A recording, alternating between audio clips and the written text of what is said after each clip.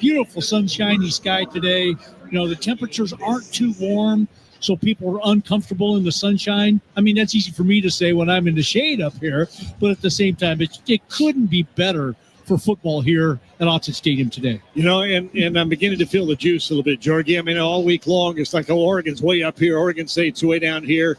And then as you get closer to this ball game, we realize anything can happen. I mean, this is a rivalry game. We've seen it many times in the past when the heavy favorite got upset. Yeah, I mean, you don't show up ready to play here. Yes.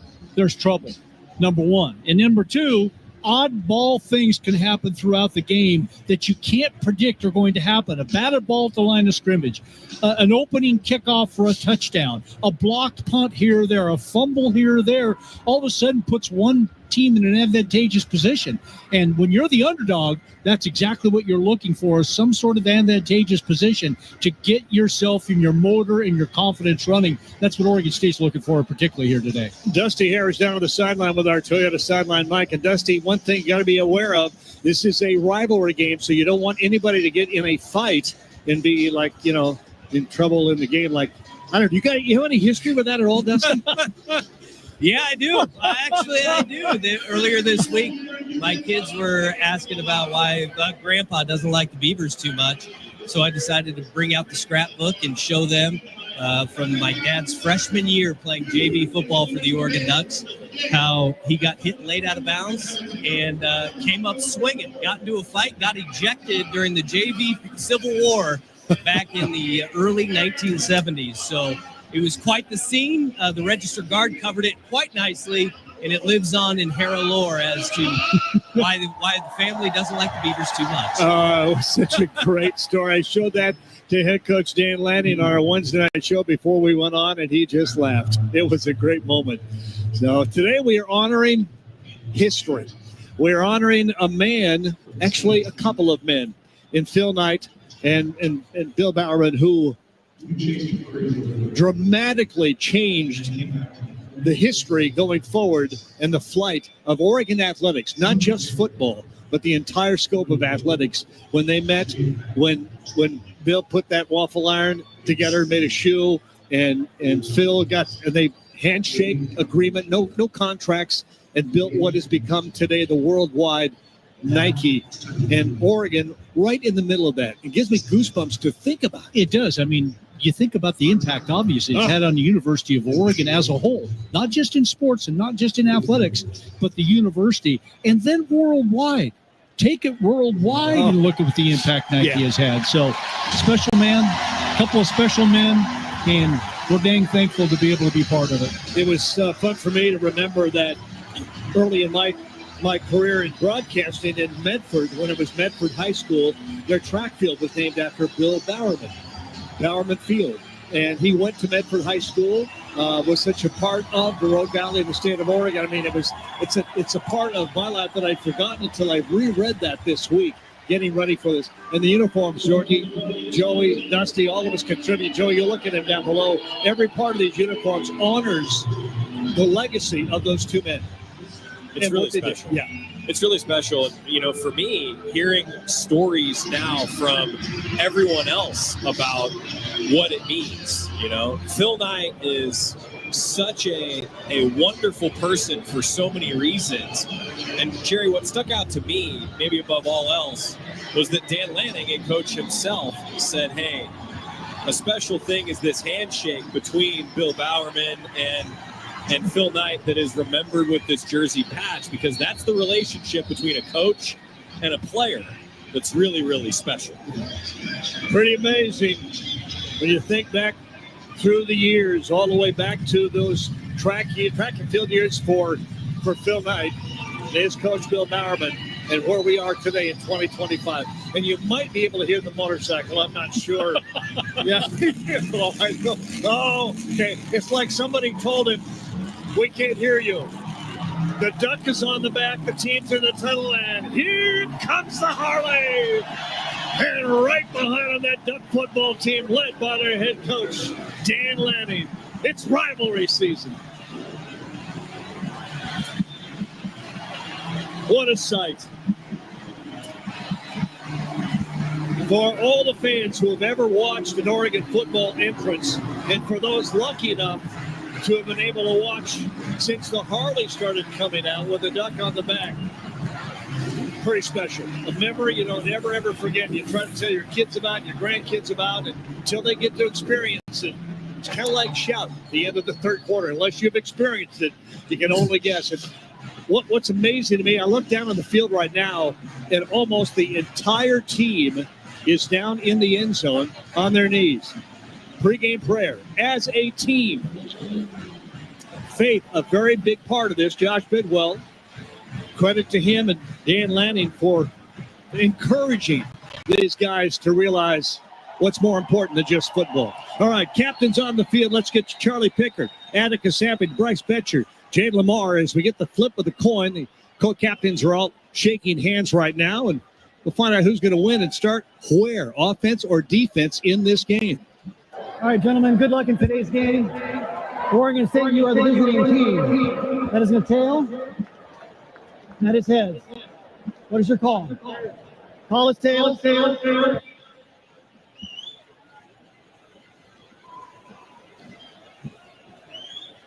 I don't know if he turned his... I'm assuming it's tails. My call, it's tails, but who won? Well, we're going to look and see. Oregon State. Oregon State has won the toss, has chosen to defer. Oregon will receive at the west end of the field. Gentlemen, good luck today. Ducks last week, I think, won the toss and took the ball. Or was it the other way around? Actually, I think Northwestern won the toss and went on defense. And they went on defense, and they actually shut Oregon down and made them force that punt. All right, going to be a full house here today. And one other big aspect of this football game, the students are back. And you can see them across the way. Some of them a little late filing in, but this place is going to be packed, loud, and proud. Oregon State next here on the Oregon Sports Network from Learfield. Dear Truckin' Awesome, Toyota Tundra's got heart-pounding horsepower. Tacoma is one rugged ride, and the 4Runner is tough as nails. Truck yeah. Find yours at Toyota.com. Toyota, let's go places. High-quality organic food should be available to everyone at a better value. That's why Safeway offers O Organics. Hundreds of USDA-certified organic products exclusively in our stores. From fruits and vegetables to chicken and olive oil and frozen treats to baby food, you'll find a huge selection of organic items for the whole family at Safeway. Food you feel good about eating and serving. Look for O Organics products throughout Safeway. O Organics. Organic for all. Dear Truckin' Awesome, Toyota Tundra's got heart-pounding horsepower. Tacoma is one rugged ride, and the 4Runner is tough as nails. Truck yeah. Find yours at Toyota.com. Toyota, let's go places. I left my heart in Oregon. Oh, I left my heart in Oregon. Yeah, I left my heart in Oregon. Welcome back. Ball is teed up. Beavers down to our right. Oregon down to our left. Beavers in black pants, white jerseys. Oregon's in the anthracite pants and the jerseys and those spectacular helmets. Ojeda approaching the ball. Right foot into it, and this one's underway. 129th Civil War. Knee down in the end zone. And the Ducks will come out offensively with Dante Moore leading that offense that has been pretty special this year. So balanced. 247 yards rushing, 256 passing the ball, 503 total. Those are averages for the year. Like to get that run game started right away here in this game. And that's a big question. Is it the run game, or do they try to stop deep and get a score in a hurry? Lamar in the backfield. Whittington did not play last week. We'll see if he plays this week. Dante right from that shotgun. Wide outs right and left. Snap. Handed off right away. Lamar. Big slice. There he goes into the second level and pushed out of bounds all the way across the 45-yard line. Great blocking on the left-hand side. Get it going right away and hit the hole when it's there. That's what Jaden Lamar does. Good running backs run for 4, and that's how you break it oftentimes for more. He ran hard for 4 and got a lot more. 22 yards on that carry all the way to the Oregon 47-yard line. Left hash going to get left to right as we look at the field. 2 receivers each way. Now 1 way out to the left and 2 come to the right. Everybody in pretty tight. Grouped tight to the right side. Dante. Lamar again, though. Back to pass off little play action. Wants to go deep down the middle. Wide open, overthrown. Gotta hit that play. Malik Benson was there. He has a good 2-3 strides beyond the defender. And the ball's just overthrown. Got to make that play. When you've got a wide open receiver like that, and Dante Moore doesn't miss him very often, but he's got a guy who's beat his defensive back by a good 2 to 3 yards, and it was an opportunity for a quick score. Threw the ball over the outside shoulder. He was looking for it on the inside shoulder. Dante on second down and 10 to throw. Quick strike, catch made, first down. Gary Bryant's going to get a first down to the 40 of Oregon State. Just a quick slant. He lines up outside, goes down about 4 or 5 yards over the middle, wide open. Pick up another first down at the 40 of Oregon State left hash. Beavers trying to translate defenses to match what Oregon might be doing offensively, and right now Oregon State trying to play catch-up.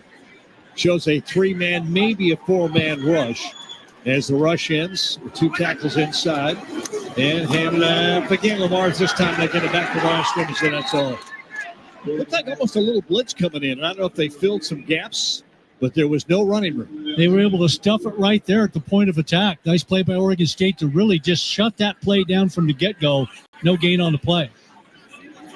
So that'll bring up second down and 10 at the 40. Dante, empty backfield. Little pass over the middle, going to be close to, and it will be another first down. Sadiq gets it inside the 30. Wasn't sure who he was throwing that ball to first. He had a couple of different guys that could have thrown that ball to. Right now, Oregon's got receivers open all over the field. Sadiq did a nice job of just sitting down between the linebacker and the safety, and that's quarterback and tight end have to be on the same page as to what you're going to do. You can't go left, you can't go right, because there's guys on both sides of you. So he sits right there. Dante Moore puts it on the money. 11 yards on the pickup. Trips to the left, close to the formation. Kind of bunched up under center for Dante. Dante under center with a snap. Waiting for it, got it, turned, handed off. Lamar up the middle. Nice hole, cuts it outside. Just gets tripped after he gets about 8 yards to the 22. And then Jaheim Patterson was the last opportunity to stop him. Yeah, had a chance if he's able to break that tackle, but Patterson comes up, gets him low, gets him around the legs, and makes a nice open field tackle. Quick off at second down and short, back to throw again. Going to go left side, little back shoulder throw, catch made, touchdown made. Decorian Moore, back shoulder throw, catch, and then earned the rest himself. Defensive back has no idea that the ball is going to arrive, and Decorian Moore does such a great job of not giving up the clue that the ball's about to arrive. So what's he do? Right when the ball gets there, he turns around. It's right on the money, and then the extra effort gets it across the goal line for the touchdown. They might look at this. They're stopping play for a moment. Yeah, they're going to review whether or not he got it across. Previous play is under review. Well, boy, that's very close. The knee is down, and the ball is really not touching the goal line. I mean, it's the plane of the goal line. How do you not call it good, and how do you turn it back? If you put the ball, it'd be at the 1 inch line. Yeah, the tip of the ball is going to be touching the white goal line, basically. It's that close. After review, the ball did break the plane before the runner's knee was down. Touchdown. All right, I'll go along with that. Tough to argue that. So 6 points that quick. And how about very quickly, as all season long, On Point's going to make a donation of $1,000 to Eugene Education Foundation for each touchdown the Ducks score. There's the first 1,000 for today. I think there's going to be more. Atticus Sappington, snap place. The kick is on the way up. It is good. And that quick. 12-10 remaining, first quarter. Oregon takes the opening drive. 75 yards out first. 7-0. Oregon with the lead. Beavers will get the ball for the first time. When we come back on the Oregon Sports Network from Learfield.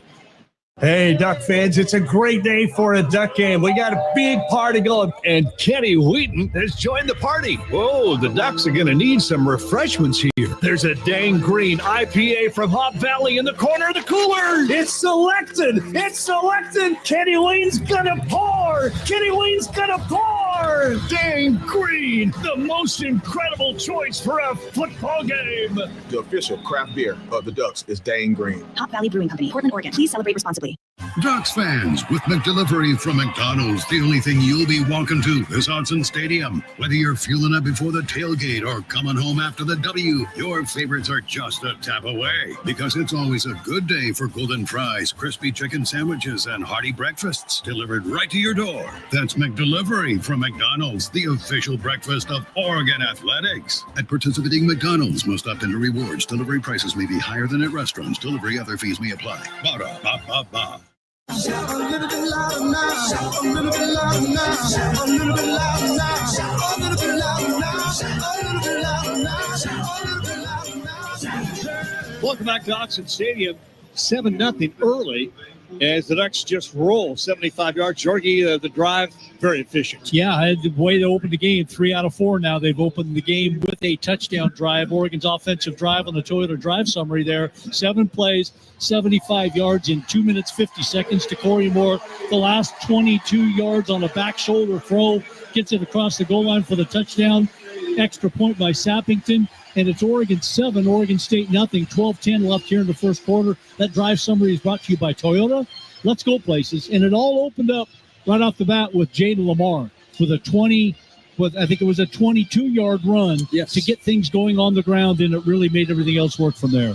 Dusty here downstairs. Our Toyota sideline mic is we are back in our Country Financial booth. What's going on downstairs, Dusty? Boy, the environment is just like any other Civil War. You guys are saying the weather may be a little bit better, but as every Civil War that we've had or rivalry game that we've had here, Oregon State fans and Oregon fans, they're all peppered together throughout the Autzen Stadium crowd. And boy, they erupted when that DeCorian Moore touchdown was scored by the Ducks. And he's a special receiver, true freshman. And my goodness, he makes plays all over the field. Well, you're talking about that crowd. I was asked earlier about what the view of Autzen Stadium is like for this game. And I said, well, it's a little bit like Mother Nature. You're going to see greens, yellows, oranges, some blacks out there. It's like looking out into the trees that surround the Willamette Valley here. It's a look of fall colors in Autzen with the orange and the green and the yellow and the black. It's something else. It is beautiful. Ducks tee it up. We'll kick it off.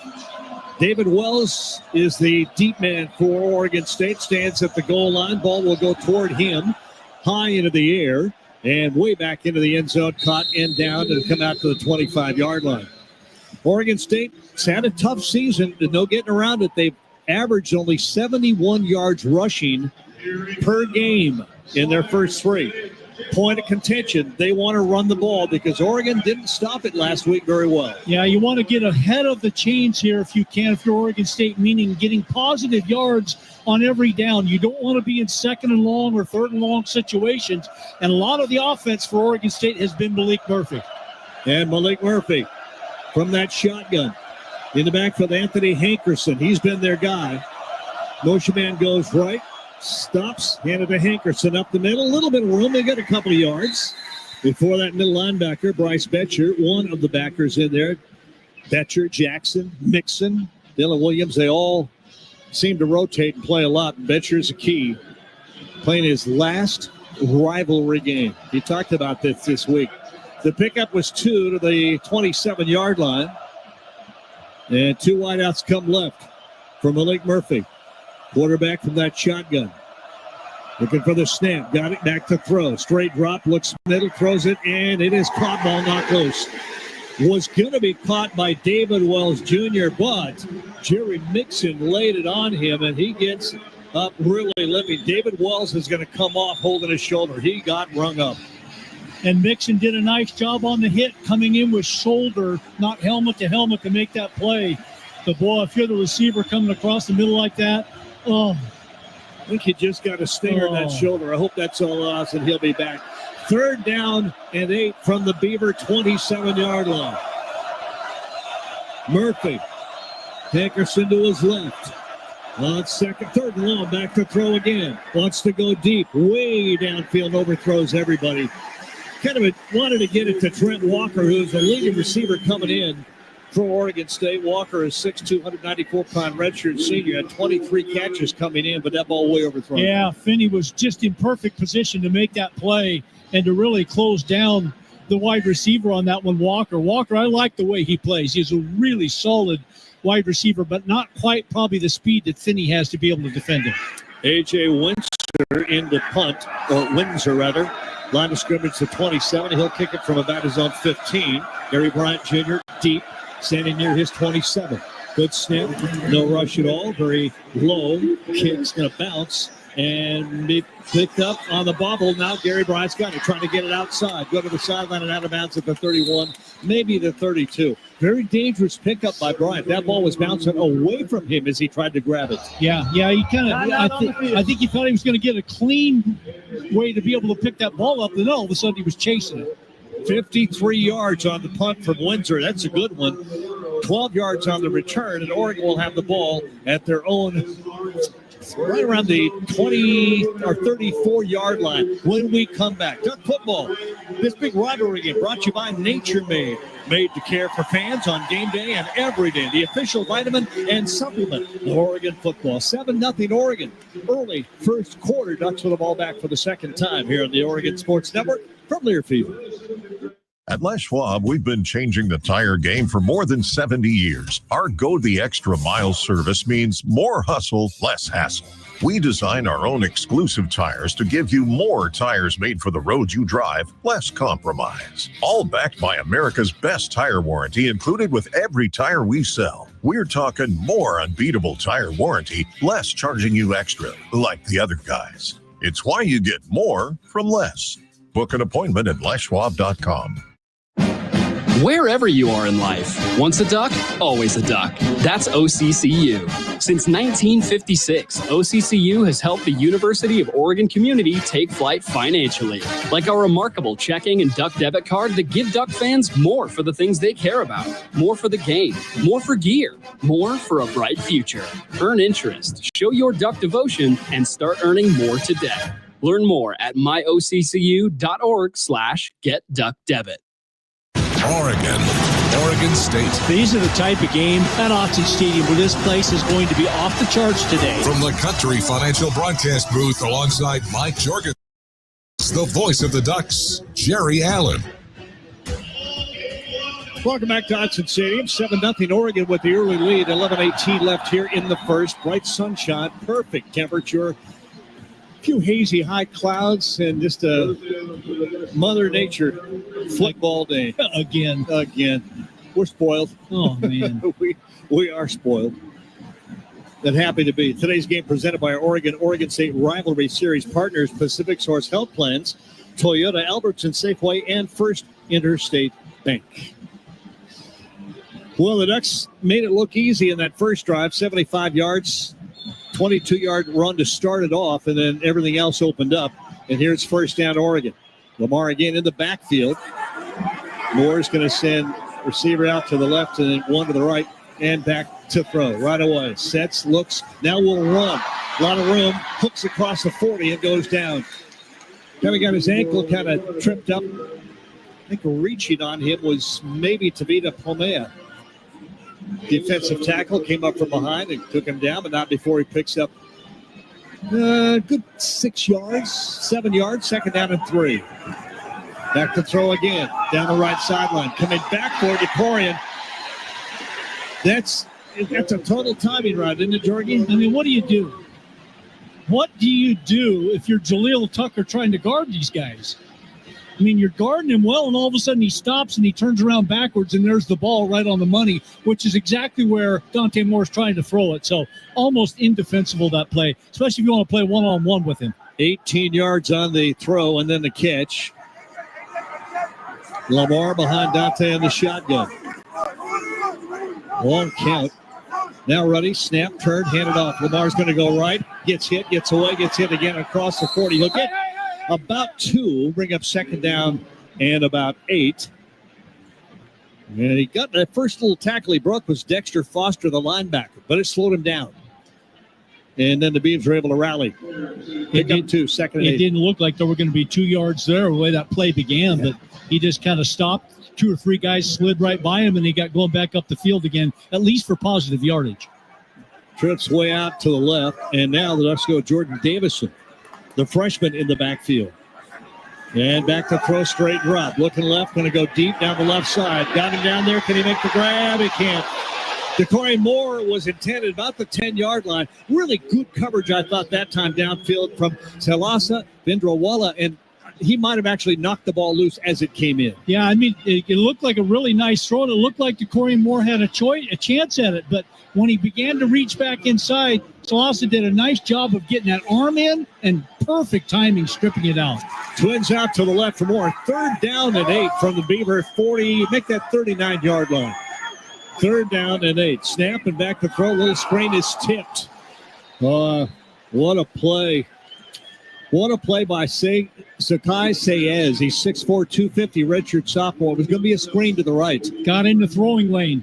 Came up the field, and Dante Moore wanted to whip that ball outside real quickly, and out came the arm to bat that down. 4th and 8. Oregon will go for it from the Beaver 37, 39-yard line.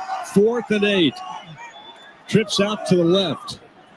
All alone to the right is Malik Benson to the boundary, short side of the field. 3 receivers out to the left.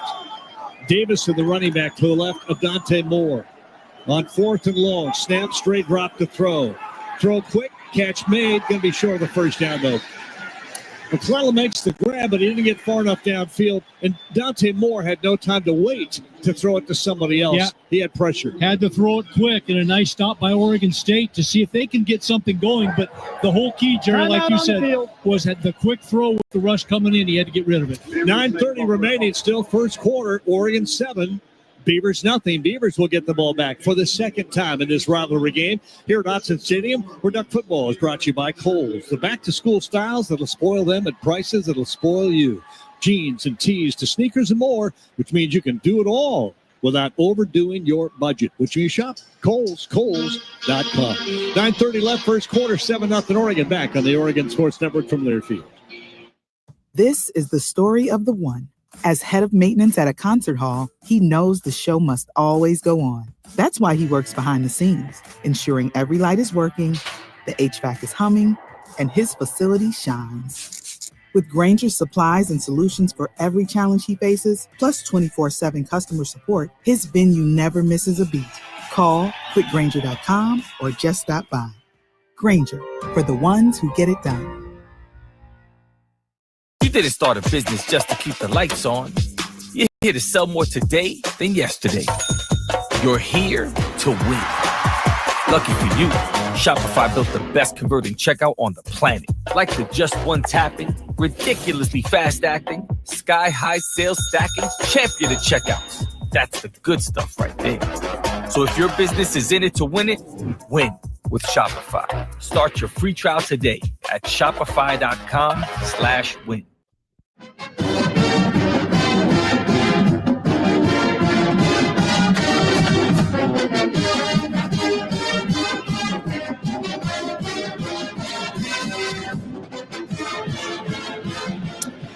Welcome back to Autzen Stadium. 9:30 remaining here in the first quarter. 7-0 Oregon.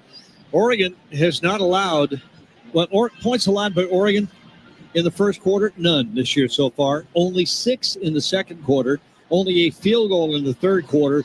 And then in the fourth quarter, they've given up 21 points. So 30 points so far in this season. No sacks allowed.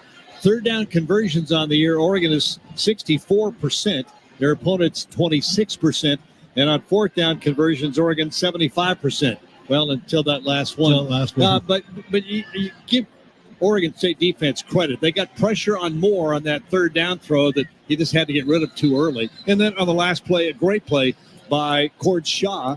I beg your pardon, it was Zakai Saez who got in the passing lane of that little screen pass. Yeah. Great defense. Yeah, really got into passing lane, batted it down. Then he's the one, I believe, that put the pressure on Moore on that fourth down play. So Moore had to get rid of it a lot quicker than he wanted to on fourth down, and 4th and 9 from the Beaver 39, get 3 yards off it. So the Beavers start with really good field position on their second possession of the game at their own 36-yard line.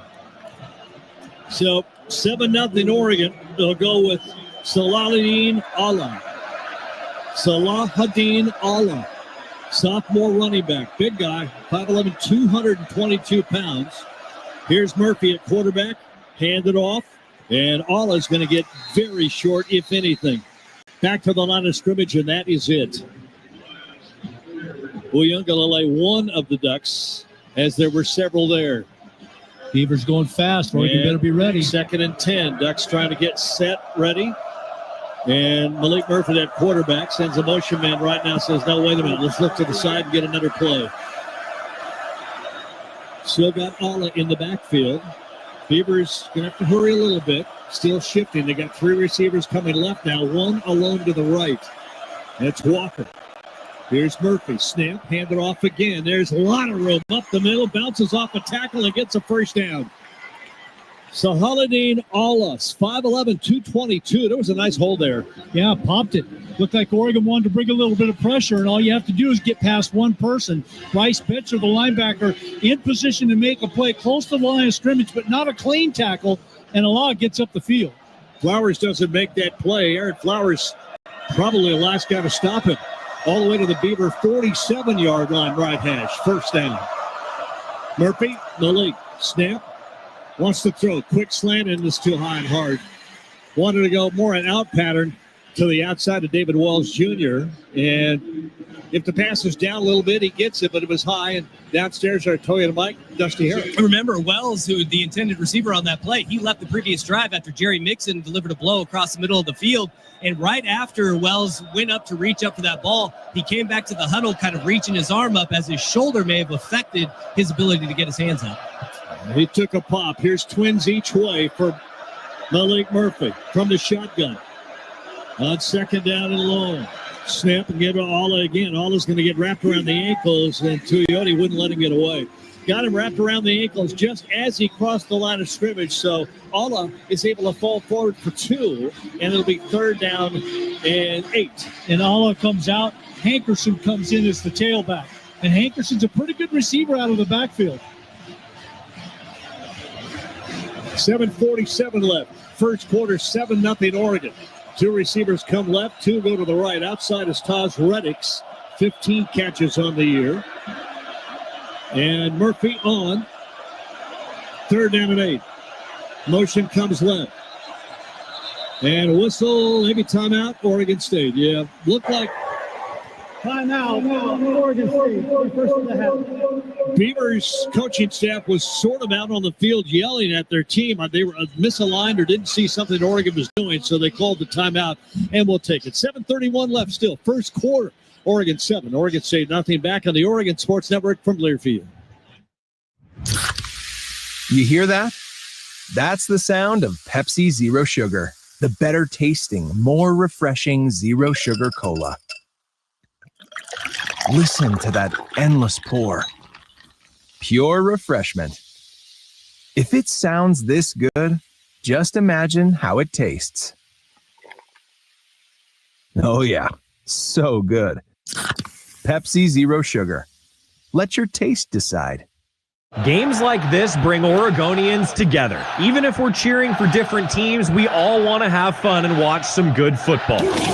We also want to get home safely when it's over. That means if you're drinking, huddle up and make a game plan. Either pass the keys to a designated driver, plan for a ride, or bench the alcohol altogether. Whatever you do, don't drive impaired. Even if your team wins, you could end up losing big time. Let's all win today. Drive sober. It's the way to go. A reminder from ODOT.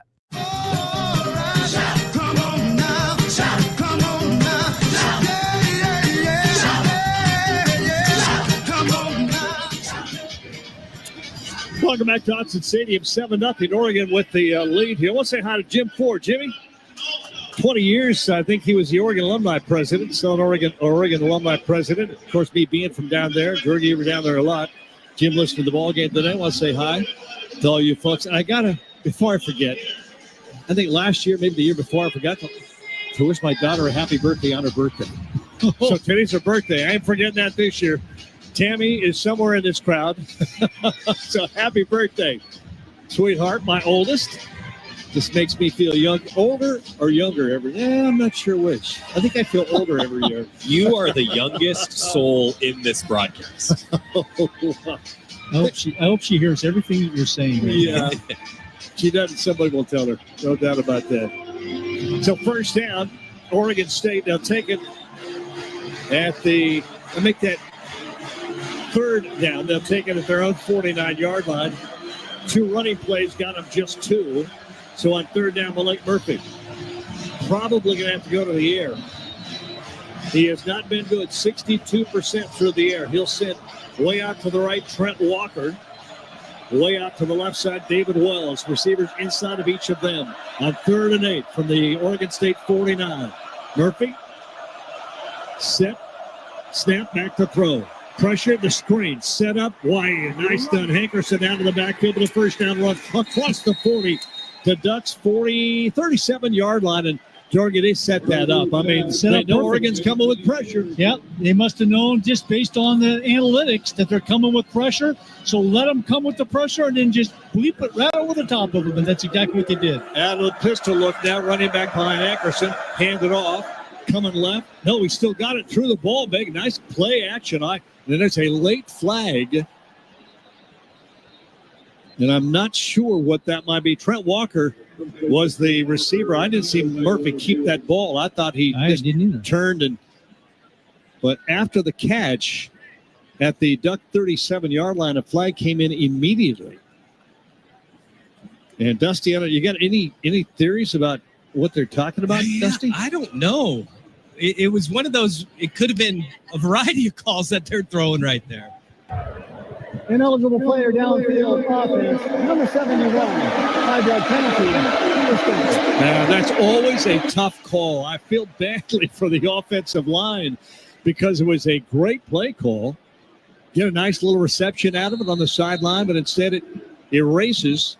The lineman can only go downfield 2 yards. I think that's it, 2 yards on a pass play. So here's first down at 15 now, back at the Duck 43 for Murphy from the shotgun. Snap. That time he does hand it off. Hankerson looking for a slot, gets he'll get close to the 40, just short of the 40-yard line, so he'll pick up. And you know what's so tough about that lineman downfield is he's engaged on a block. So basically what you're telling offensive lineman to do, who's blocked his man 3 yards downfield, is stop. Because if you don't stop, you're going to get thrown for a flag, even though you're doing your job. It's just weird. Yeah, it is. 2 receivers come left for Murphy. Redshirt junior transfer, played at Texas and at Duke. And snap, and hands it off again. Big hole to Hankerson's off to the races inside the 30 to the 23. And Oregon's run defense is getting some holes punched in it today. Early, 7-0 Oregon lead with 6 left in the first quarter. A 17-yard pickup for the Beavers. Some of what we saw a little bit of last week is Northwestern was able to run it in spurts and take advantage of Oregon State trying to turn that 4th down defensive stop into a touchdown. Hankerson in the ball game to the left again. He had the last carry. Will he get it again? He does. And there's a little room. Finds about 3 or 4. Terrence Green finally wraps him up, but not before he gets it inside the 25 to the 22-yard line. What Oregon State's doing a nice job of right now is keep the ball away from Oregon. Allow Oregon's offense to get their hands on the ball. You can't score if you don't have the ball. And so Oregon State right now just methodically moving it down the field. All of their yardage has been on the ground. Walls with Walker go way out to the right hand or to the right boundary side of the field. And the ball never got snapped. The center, Van Wells, never snapped the ball. The rest of the Beavers are running the play. So this will go against Oregon State. 5 minutes left here, first quarter, 7-0 Oregon. Well, so far what Oregon State's been able to overcome are some penalties that have put them in first and behind the chains. False start. Offense. Number 8. 5-yard penalty. Receiver or lineman downfield, 1st and 15. Got a first down right here in the first down situation. Now that you've got a penalty, you're 1st and 15. Let's see what Oregon State does with it. But they've been able to overcome their mistakes so far here today. 9th play of the drive for the Beavers. Third down. And Lowell handed it off. Going left, trying to get the edge. Going to get a little bit, 25, and out of bounds at the 22. So Alla will get a couple, but not enough. And it'll be third down and long. Ball at the 22. They haven't moved much. Got back a little of that penalty yardage. Third down and 8 from the 22. What looks to be an obvious passing, but the way Oregon State's run the ball, they've got some options. Two receivers go out to the right. Walker and Reddix. One to the left. That's Wells. All in the backfield. Murphy waits for the snap. Got it. Back to throw. Has time. Wide open downfield. Catch made at the one. Otherwise, if he then stumble falling backwards, it's a touchdown to Taz Reddix. Ball was underthrown. He just waited for it and then fell backwards, hoping he was in the end zone. How can you be so wide open out there? It looked like Kennedy is the safety over that direction, but not wide out on the wide receiver. And so, again, great field position to start this drive, puts Oregon State, and they've overcome their mistakes, too, on this drive to get down in a position to tie the game. That's a great point. They have overcome their mistakes. Caulfield, the tight end, goes out to the right. Receiver inside of him. And Hankerson in the backfield. Now they'll go under center and with a power run offense. Murphy under center. Snap, turn, hand it off. Hankerson will get hit at the one, go down. Bedford with help from Flowers. And once they hit him, he got nowhere else. He might have even lost a half a yard. Now they're going to put it just back short of that, right on that 1 yard line on the right hash. 7-0 Oregon at the 3-minute mark here in the first quarter. And Oregon State's defensive line being tested right now. Way out to the left, Walker. Everybody else in tight. Under center again, I formation. Hankerson behind a big fullback. Snap, turn, Hankerson gets it in. Oh, did he get there? Did he get there? No, he did not. Shocked that he didn't get that ball across the goal line, but he did not. The ball can't be any closer, Dusty, than it is to the goal line, can it?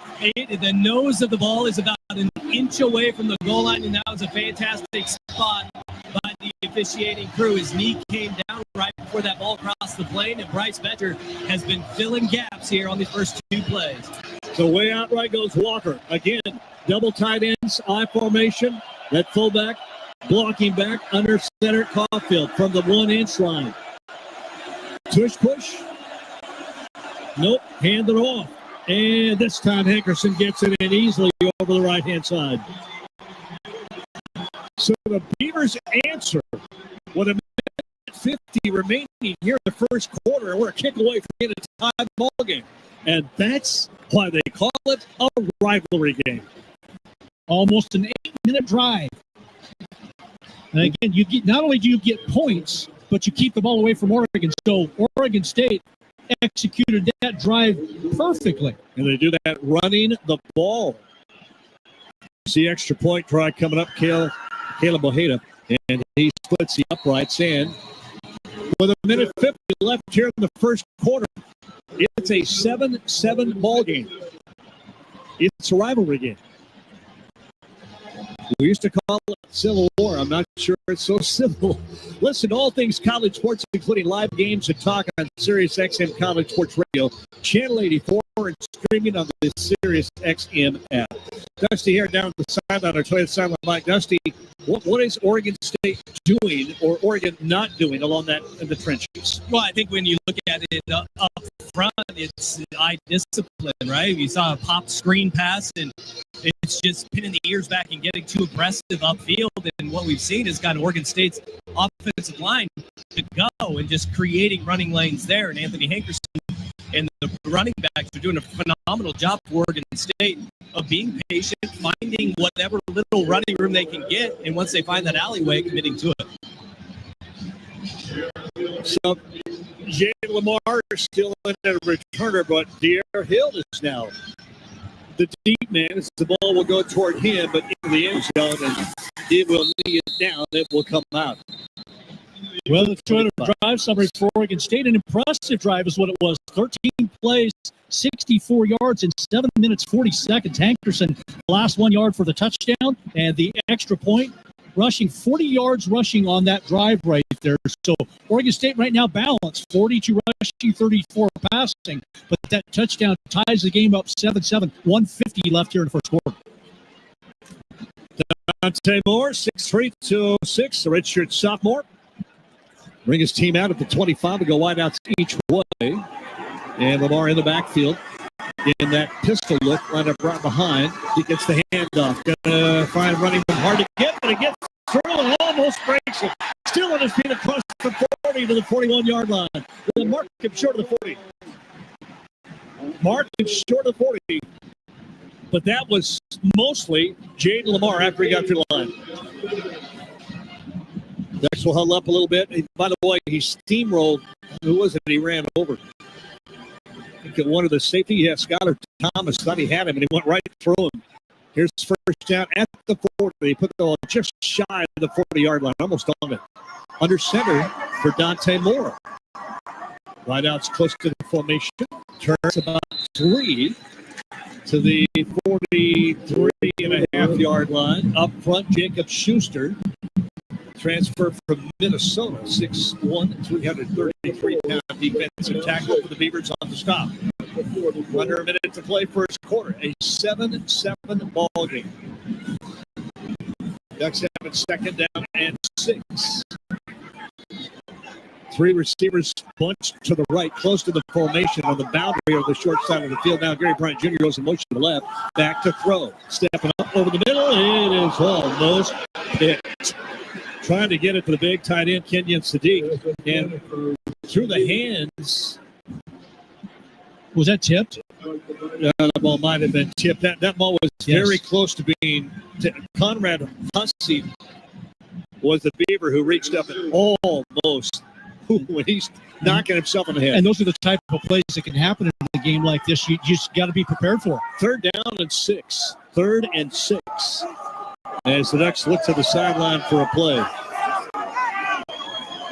From the shotgun, 3 receivers strung out to the left, 1 to the right. Moore back to throw. Dante, pressure comes, spins away from it. Now will run, gets the first down, a flag down those. He hook slides down at the Beaver 44-yard line, but a flag down back in the backfield. And normally you know what that is. And I'll tell you, Oregon State getting some pressure on Dante Moore, too. So all the things that have come.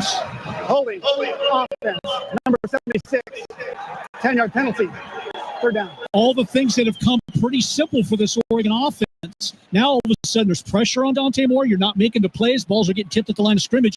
And here's the 3rd and long situation. This is the type of start that exactly what Oregon State wanted to see. You're in the game, making plays, and forcing mistakes. Coming to the right, Moore and Benson. 3 receivers out there now with Gary Bryant Jr. And Kenyon Sadiq tied in, lined up more of a wide receiver to the left. So 3 receivers run out. Short right, with 6 seconds left in the quarter. That's what they're going to do. Good look, Jordan. Good catch, and we'll play 1. We played a quarter already here at Autzen Stadium. We got a ball game. Oregon 7, Oregon State 7. Ducks big 3rd down when we come back on the Oregon Sports Network from Learfield. We asked parents who adopted teens to share their journey. We just kind of knew from the beginning that we were family. They showcased a sense of love that I never had before. I mean, he's not only my parent, he's like my best friend. At the end of the day, it's all been worth it. I wouldn't change a thing about our lives. Learn about adopting a teen from foster care. Visit adoptuskids.org to learn more. Brought to you by Adopt US Kids, the U.S. Department of Health and Human Services, and the Ad Council. My mom has decided to learn to paint, and she's good. My dad's now into creative cuisine, and I've already put on 6 pounds. Learning new things comes with age. My mom, she started forgetting my name and what we're talking about. Forgetting well-known things doesn't. Memory loss may be a sign of Alzheimer's disease. Early detection gives you and your loved one time to plan for the future. Learn the warning signs of Alzheimer's at 10signs.org. Brought to you by the Alzheimer's Association and the Ad Council.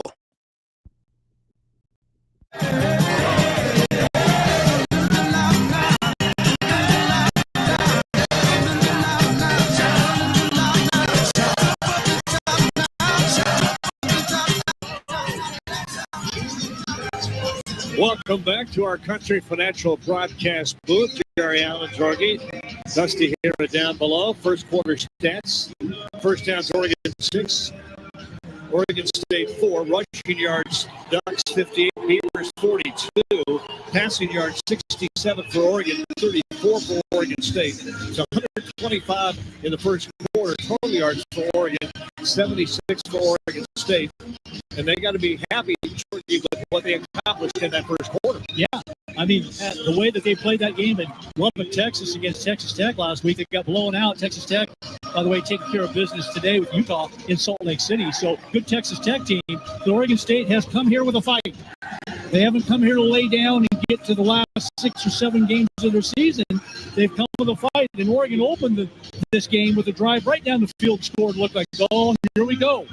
But it's not a here we go. Oregon State's last drive, almost 8 minutes, a lot of it on the ground, and now starting to defensively, physically adjust to some of the things that Oregon's doing. The Beavers are right in this thing right now. Malik Murphy is 2 of 5 passing for 34 yards. One of those on a blown coverage. It got him a big chunk of that. Dante Moore, 5 of 9. 67 yards, misfired on a couple. And Jade Lamar, 6 carries, 51 yards. So, not a very exciting first quarter for either team. I mean, it's a 7-7 tie. If anything, you're going to give Oregon State credit for the running ball game. Yeah, Oregon State wants it ugly. So 3rd down and 16. 3rd and long. Oregon at their own 34-yard line. That holding penalty pulled him in a hole. And in the backfield, Davison, but I got to believe this is going to go into the air. Back to the throw. Dante called, planted down. Incomplete. Wow. Nico Taylor, a rush edge, came in and got in the passing lane, got a hand up and knocked that ball wide out of the air. Wow. So Oregon will punt it away. James Ferguson Reynolds. Beavers will send dangerous wide receiver Walker deep. He'll stand at about his own 22. Trent Walker, the punt away. Wobbly, coming to the sideline. Going to bounce and go out of bounds at about the 29-yard line. So pretty good field position for Oregon State. As we start the second quarter, Duck football brought to you by Hoodoo Ski Area, your locally owned and operated destination for winter fun and a proud supporter of Oregon athletics. Offensively, we've seen so much outside screen game from Oregon so far this season. Really, other than the one that got batted down, we've not seen any outside screen game. It's been run, pretty much drop back in the pocket and pass. Not getting Oregon State's defense running from sideline to sideline. Now the Beavers have the ball again. Hankerson to the right.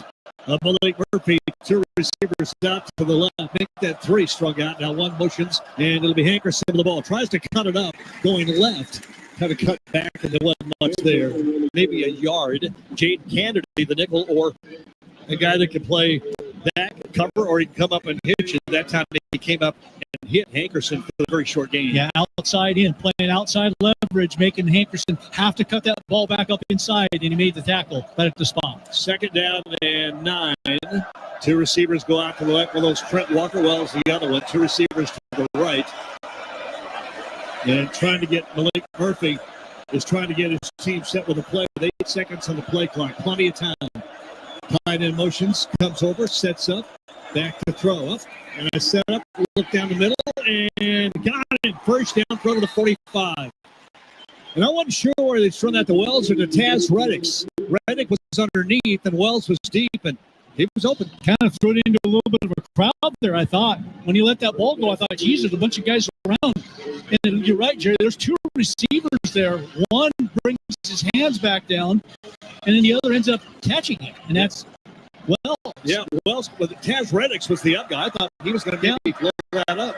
Here's first down at the Beaver 45-yard line. Snap, hand it off, and hit in the backfield. Allah's going to get not even back to the line of scrimmage. And that time, Tatum Tuioti just read it from the snap. Well, it's almost like Murphy and Allah collided on that handoff. They kind of ran into each other, which is what really delayed Allah being able to take that handoff and get going a little bit quicker. And Oregon made a pay for it with the loss. So loss of about a yard, second down 11. Put the ball back to the Oregon State 44. And Malik Murphy will send two receivers out to the right. One of those Taz Reddicks. Then Walker. Back, hand it off again. Hankerson lowers his head, goes off left tackle, and there's not much there. A yard, maybe a yard and a half. Mar Washington first duck there, and then a bunch of ducks closed in. Be third down and long. 7-7 ball game. It's tied as the Beavers are 3 of 4 in third downs in the first quarter. Really, the third and long hasn't phased so far today. Hasn't phased Oregon State. 12:28 left, second quarter. Great crowd, full house. This is what the rivalry game should be. Way out to the right, Walker. Reddick's inside of him. Wells goes left. Murphy on third and long, 3rd and 9. Ducks maybe coming some pressure. Murphy back to throw. 4-man rush. Time down the middle. It is almost, it might have been picked. It was. Kingston Lopa went down low to pick that ball up and downstairs with our turn. No, they're going to call it incomplete. Would not be surprised if they look at the start. See here downstairs. Yeah, the ruling on the field is an incomplete pass. 4th down. The pressure from the defensive line forced Malik Murphy up, didn't get all the way into that throw. And Kingston Lopa, he tried to scoop underneath in the back judges because his body was blocking it. It looked like an interception, but a great call by the lines judge on the near side of the field to come up and see that that ball did hit the turf a little bit. It was a very close play. Kingston Lopa probably wants to have that one back because they don't get much easier than that for him. Yeah, you can see that ball went through the arms and hit the turf, so it was not a pick. But 4th down anyway, so the Ducks will get the ball back. And A.J. Windsor gets his foot into it off the side of the foot. Very bad punt. Bryant's going to let it bounce, and he's going to get a big Oregon State roll. Picks up the ball and gets hit immediately. Probably not a good decision to try to pick up a bouncing ball going away from you again, and he was lucky to get back on that ball. Yeah, you got to make better decisions down at that end of the field. That's exactly why you have Gary Bryant back there. He's a veteran. Make good, sound decisions when you're inside your 10. That was another one right there. Should have never chased after. 47 yards on that punt from A.J. Windsor, and we got a timeout. 7-7 ball game. Oregon at their own 8-yard line. When that ball was down, or the tackle made on Bryant. When we come back, second quarter continues. Brought to you by Les Schwab Tire Centers. Proud to support Oregon football, where toughness and reliability matter, just like the tires you count on every day. 7-7, nothing going on other than a great football game right now with 11:50 left in the second quarter here on the Oregon Sports Network from Learfield. Jess Sims is always looking to take her performance to the next level. I'm facing you, then you're going to switch. You got this, Jess. We got this. And she needs her money to work as hard as she does. That's why she uses U.S. Bank Smartly Checking and Savings, which does exactly that, helping her track her spending and grow her money. About the mental work. Together we'll achieve more than any of us could alone. That's the power of Jess, and this is the power of us. Visit usbank.com today to get started. Member FDIC, copyright 2025 U.S. Bank. If you are a fighter, Modelo is your reward. So listen close. You put up with a lot, but you always hold it down for your people. You are strong. You are fearless. You are the baddest on the block. You are an elbow grease factory, a force of nature. You are not to be reckoned with. You are a ride or die is your reward. You've earned every last drop of this rich golden lager, so raise it up high. Modelo, the mark of a fighter. Drink responsibly. Beer imported by Crown Imports, Chicago, Illinois. Ducks. This is fun. Rivalry. Beavers. Oregon State, Oregon rivalry game. From the Country Financial Broadcast booth alongside Mike Jorgensen, here's the voice of the Ducks, Jerry Allen. What a perfect day for a college football game and a rivalry game. Oregon State knotted up at 7 back in our Country Financial Broadcast booth. Oregon State believes they can play football with this Oregon team now, Georgie. Yep. They've proven it. Yeah, here we are at 11:50 in the first half, 7-7. Oregon's 125 yards of offense. Most of it came on the very first drive of the game and at their own 8-yard line. So you've got to be a little bit cautious here with your offense. There's just a lot of weird things going on in this game that we talked about before the game. Chasing after bad punts, balls being deflected at the line of scrimmage. Got to break out of this if you're Oregon. Makai Hughes, the running back beside Dante Moore. Receivers are all in close from their 8-yard line. Dante Moore from that shotgun. Barry Bryant Jr. comes left in motion, sets up. Handoff, going to go to Hughes up the middle. Get a little running room. Hard, and the pop pushes him across the 15. What looked like maybe a 3 or 4 yard pickup ends up to be a 7-yard gain just across the 25. Make that 15. I beg your pardon, about 10 yards. I'm trying to move them further downfield than they are. You have to earn it. A nice 8-yard gain. Yeah. Of what looked like 4. Yeah. Big push in our offensive line. Just shy of the 16 on the left-hand hash mark. Only one wide out to the right. Handed off again. Hughes will get spun around and he gets the first down. He'll get it to the 19. He only needed the 18, so give him about 3 yards on that. And then will be first down Oregon with 11:06 left here in the first half, a 7-7 ball game. The receivers go out to the right. Corey Moore way outside. Gary Bryant Jr. inside of him. Tight end inside tuck to the right. And Dante Moore on first down. Snap back to throw. Little half roll right. Still running. Now we'll Tucker up and running. Go down. Hit hard. Goes down to about the 23. As he got kind of double teamed. Thomas Collins got him first, and then another came in and kind of hit him up high. Good coverage downfield.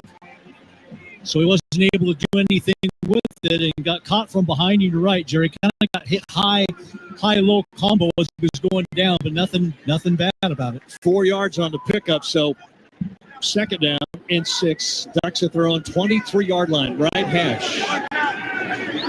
And Dante Moore waits for the snap. Got it. Lamar gets the handoff going right. Nice little slice, but tripped up on the ankles as he crosses the 25. He'll get it just outside the 26. Going to bring him third down about 3. Boy, if he can keep his feet there. He's starting to go upfield to get the momentum going and just gets tripped up. His uniforms are spectacular. Oregon 0 for 2 in third downs and 0 for 1 in fourth downs today. Here's third down and 2. Lamar in the backfield. Tight formation for the receivers to the right. One receiver close left. Now motion coming left to Sadiq. Back to throw. Moore, a lot of time. Dante throws. Catch made and first down. The big guy, Jamari Johnson, must have been like double tight end because I could have sworn Sadiq was in there, and he was. So double tight ends, Jamari Johnson grabs the ball as the defender trying to rip it out of his hands from behind. Yeah, Singleton had good coverage there. Right on him. 8 yards first down, snap back to throw. On first down, going deep. He's got it, and he can't reach up and grab it. DeCorian Moore got his hands up a little bit late and just couldn't find the ball. Is there a flag down there? Okay. Got some shoes down the field. Somebody in them. Well, he had him again. Throwing that ball somewhat on a bit of a rope instead of a softball for him to run under. And it's got to be right on the money if you're throwing it that hard. Second and 10. 2 receivers right, 1 left. Lamar in the backfield. Dante Moore at second and long. Back to throw again. Little play action. Throw catch made. Sadiq short game. Sadiq with the grab and then 3 Beavers right there written down about the 37-yard line. So it's going to be third down and long. Third and long. 8:46 left here in the first half. It's still 7-7. In a tie ball game. Lamar sets up to the left of Dante Moore. The 3 receivers way out to the right. McClellan alone short left. And Lamar kind of bounces outside away from the backfield. And he's lined up out to the side, almost to the sideline. Empty backfield for Dante Moore on 3rd and 8. Snapping back to throw. Looks right, throws right. Timing route catch, first down. Benson. Dante Moore threw that ball before Malik Benson got to where he wanted to be and then turned and looked at the ball was already in the air. And we've seen that a few times with Malik Benson, the timing that he and Dante Moore have and that togetherness of knowing where you need to be when the ball needs to be there is really sharp and on display these last couple of games. And that one right there, great example of it. First down to the Oregon 46-yard line. And Dante Moore ready again. Twins to the left, one to the left. That's McClellan. Motions back to the formation and sets up. Here's the snap. And the handoff from Lamar going left. Trying to get it outside. Not going to. He's going to lose yardage. They won't give him lost all the way back to the 40, or will they? I thought his forward motion really had been stopped closer to the 42, but they're going to say they took him down at the 40-yard line. That's a loss of 6. Strung it out. Lamar wanted to go inside and decided to bounce it outside. There were way too many defenders there. So second down and 16 after that loss. Sadiq goes into the slot to the right as a wideout. 2 receivers short to the left side. Dante Moore snapping back to throw. Looks right, going deep down the right sideline. Back shoulder stroke. Catch, was he inbound? He was. Malik Benson. He knew where the ball was, threw the hands up in the last moment, Jordy. And it's covered well.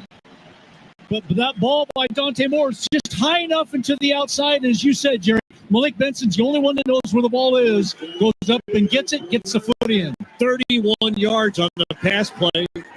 Sounded like Dusty was in that play. I mean, I thought I could have sworn I heard him catch the ball. That guy said, was he in? Yes, he was. First down at the 29. Lamar still running back with 2 receivers each way. Lamar with the ball. Lamar up the middle. Gets free for a moment inside the 25 to the 23. Let's go downstairs to Dusty Hare, our Toyota sideline. Mike, you were right there. I was right there, and Malik Benson went up, and that is the perfect back shoulder throw, and those are just repetitions over and over again. We've seen it with DeCorey Moore on the opening drive of the game, right there to Malik Benson. That is knowing your receiver, and for a receiver to have great body control, because you have to set the defensive back up to turn his hip, go hip to hip with him, and then turn at the last second and open up your hips to get that ball and the foot down. Benson goes way outside the left. Gary Bryant Jr. to the left. Under center for Dante Moore. Got behind the defender. An easy pitch and catch. Touchdown, Oregon. Boy, Conrad Hussey, number 12. It's almost like he somehow got lost, because I was surprised when that play action fake and Dante Moore looks over there. Was surprised to see Kenyon Sadiq so wide open. He was open by 5 yards, and it's just a matter of catch it, and the ball's right on the money. Almost a little miscommunication when that pass route started. Safety and the cornerback delayed, communicated to each other who's got who, and Sadiq ran by them while they were trying to figure it out. 13-7 now with a 5:40 mark here in the first half. And Atticus Sappington, perfect so far this season on kicks. Good snap placement, and still perfect as it puts this one up and through. So 5:40 left here in the first half. 14-7 now. Oregon with the lead over the Beavers. A nice drive that time. We'll check it when we come back. Time out on the field. Today's game presented by Oregon State Rivalry Series partners, Pacific Shores Health Plans, Toyota, Albertson Safeway, and First Interstate Bank. We'll go away and come back. Hazy sunshine, but a perfect day at Autzen Stadium on the Oregon Sports Network from Learfield. Dear Truckin' Awesome. Toyota Tundra's got heart-pounding horsepower. Tacoma is one rugged ride, and the 4Runner is tough as nails. Truck, yeah. Find yours at Toyota.com. Toyota, let's go places. Did you know that 77% of people navigating addiction are still showing up every single day, working jobs, raising families, and carrying responsibilities? Addiction touches families, friends, and neighbors, but so does recovery. And here's where you come in. You can be the turning point that helps someone rewrite their story. At Willamette Family, we believe hope grows when it's shared. One flock, one game, one family at a time. Hope is now. Just like the Ducks succeed through teamwork, recovery happens through support. Visit WFTS.org today to learn how you can help change lives. Willamette Family, proud partner of Oregon Athletics. Dear Truckin' Awesome. Toyota Tundra's got heart-pounding horsepower. Tacoma is one rugged ride, and the 4Runner is tough as nails. Truck, yeah. Find yours at Toyota.com. Toyota, let's go places.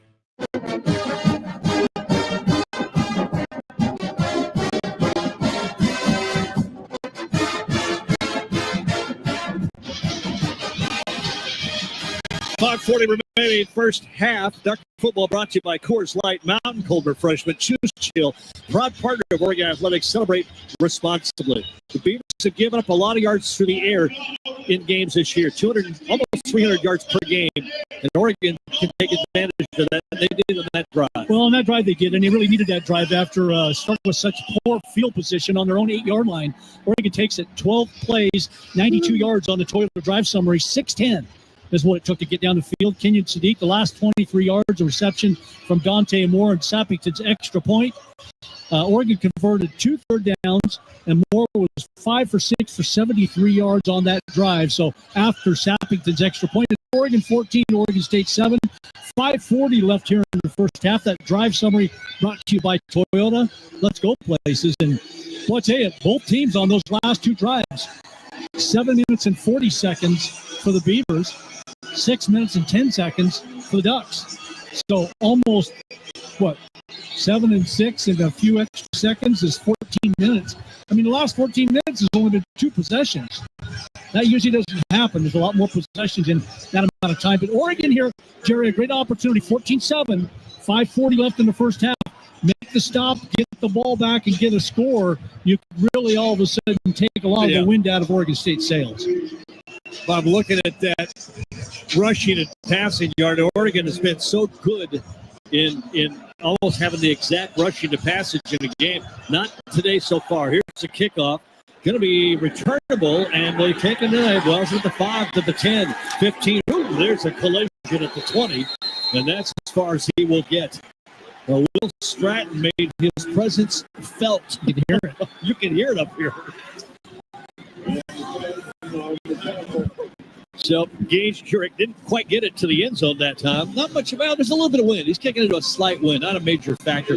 18 yards on the return, though, to the 20, and Malik Murphy will bring the Beavers out with 2 receivers going out to the left and 1 all alone to the right. That's Trent Walker. And Hankerson, the running back, in that shotgun to the left of Murphy on first down at the 20. Snap, hand it on. Going to go middle, gets a little bit of room and gets it out to the 25. He'll get 5 yards. Bounced off of somebody, might have been one of his offensive linemen at the line of scrimmage, and was able to break free, got 5. Now he straight-armed, actually straight-armed Amari Washington. Washington finally came up and helped finish him off. 5-yard pickup on first down. 5:11 left first half, 14-7 Oregon. Way out to the left goes Wells and Reddick. 2 receivers come right, Walker and a big tight end. Back to formation, Caulfield, the tight end. It's going to be a handoff again. Hankerson finds another slice and gets another 4 yards. Bencher, linebacker, making the stop. And it'll be cleared down at about a yard. And Oregon State getting some push on Oregon's defensive line. Really are actually getting a 3 or 4 yard push so that Hankerson can get in behind, and nobody's really putting a hand on him until he's 3 or 4 yards down the field. So the Beavers will go on 3rd down and 1. Send Walker way out to the left. Wells to the right. In the backfield, Hankerson under center for Murphy. Malik Murphy on 3rd and 1. Snap. Running left, option play. Going to keep it, get hit, and didn't get there. Little option, or RPO to the left.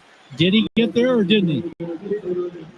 Oh, they got him on the line, so they get him the first down. Boy, I didn't think he got that ball that far, but I watched the replay. He had the ball out in front of him, and he did get there, but barely. A little bit of a collision out there. Betcher almost kept him from getting there, but yeah, he got there. First down. Nice play by Malik Murphy. Made the right decision because if he pitched it, that wasn't going to be a first down. 2 receivers come out to the right. 3:34 remaining in this first half. Oregon State trying to mount the drive to tie it up. Murphy, hand the ball off. Hankerson go outside and then try to cut it up. Gets a couple. Go to the 32.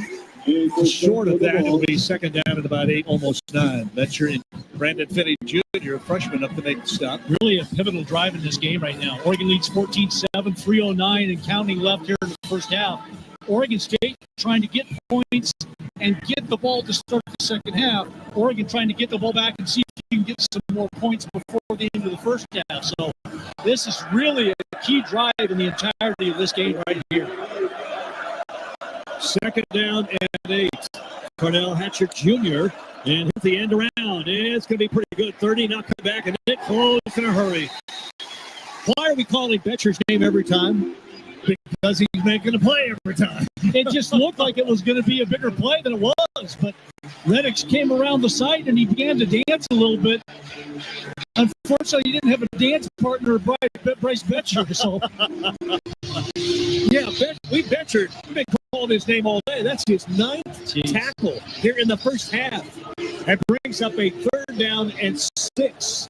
Oregon State just short of their own 35-yard line with 2:10 left here in this first half. And they'll probably just let it go to the 2-minute. I don't know if they can. It's going to be close. Yeah, they'll just barely get to the 2-minute timeout by a second. Just to call that the 2-minute warning. I like 2-minute warning better. 14-7. Oregon State with a big 3rd and 6 coming up to try to keep a drive alive, just short of their own 35-yard line when we come back in a 14-7 Oregon lead. It has been every bit a rivalry game here in the first half so far. We'll come back with more, but Duck Football brought to you by Nature Made to care for fans on game day and every day. The official vitamin and supplement of Oregon football. All here on the Oregon Sports Network from Learfield. When I smoke weed, I get lost in the music. I like to isolate each instrument. The rhythmic bass, the harmonies on the piano, the sticky melody.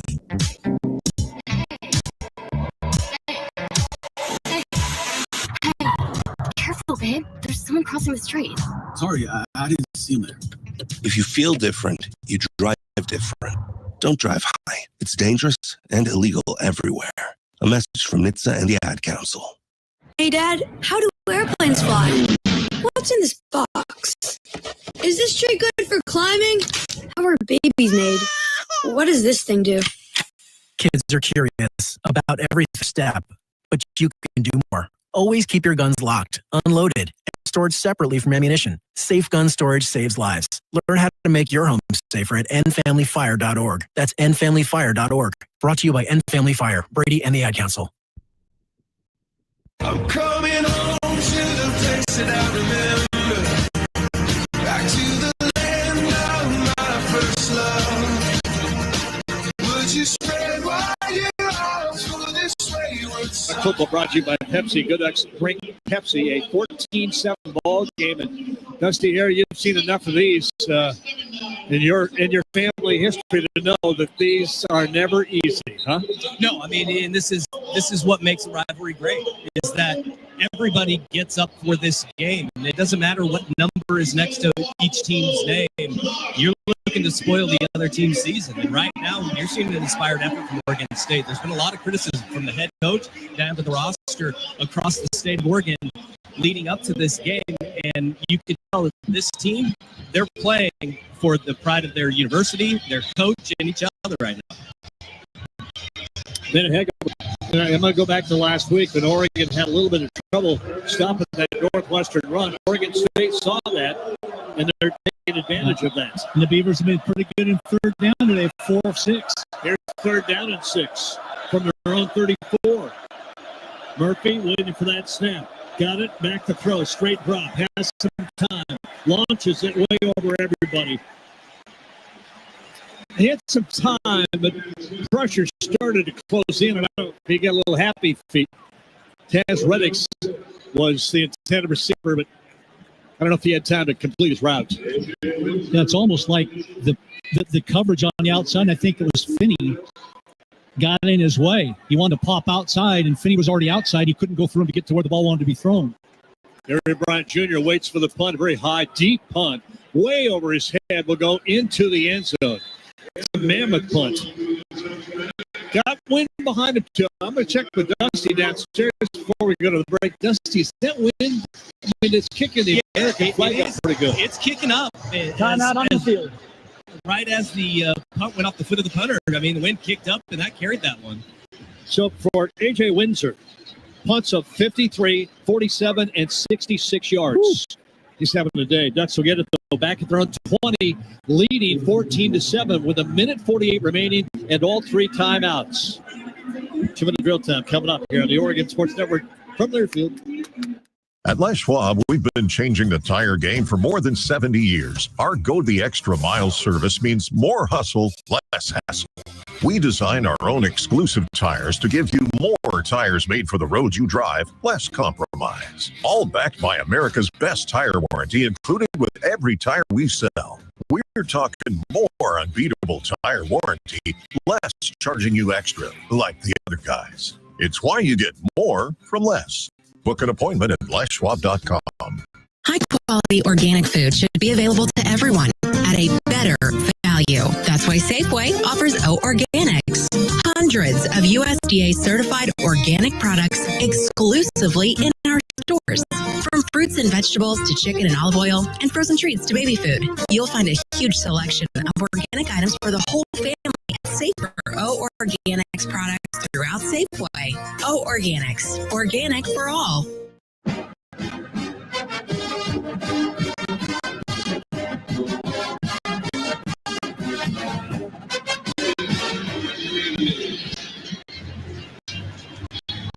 We're back at Austin at 14-7. Oregon leads. Safeway is the official grocery partner of the Oregon Ducks. Stop by Safeway to play the Score Big Sweepstakes. Enter for a chance to win great prizes, stuff gear, maybe even season tickets. We're back in our Country Financial broadcast booth. As the sun a little more shaded now, temperatures are what's it like down there? We're up in a little bit of a breeze here. It is beautiful. There's a little breeze. Sweet Caroline's playing.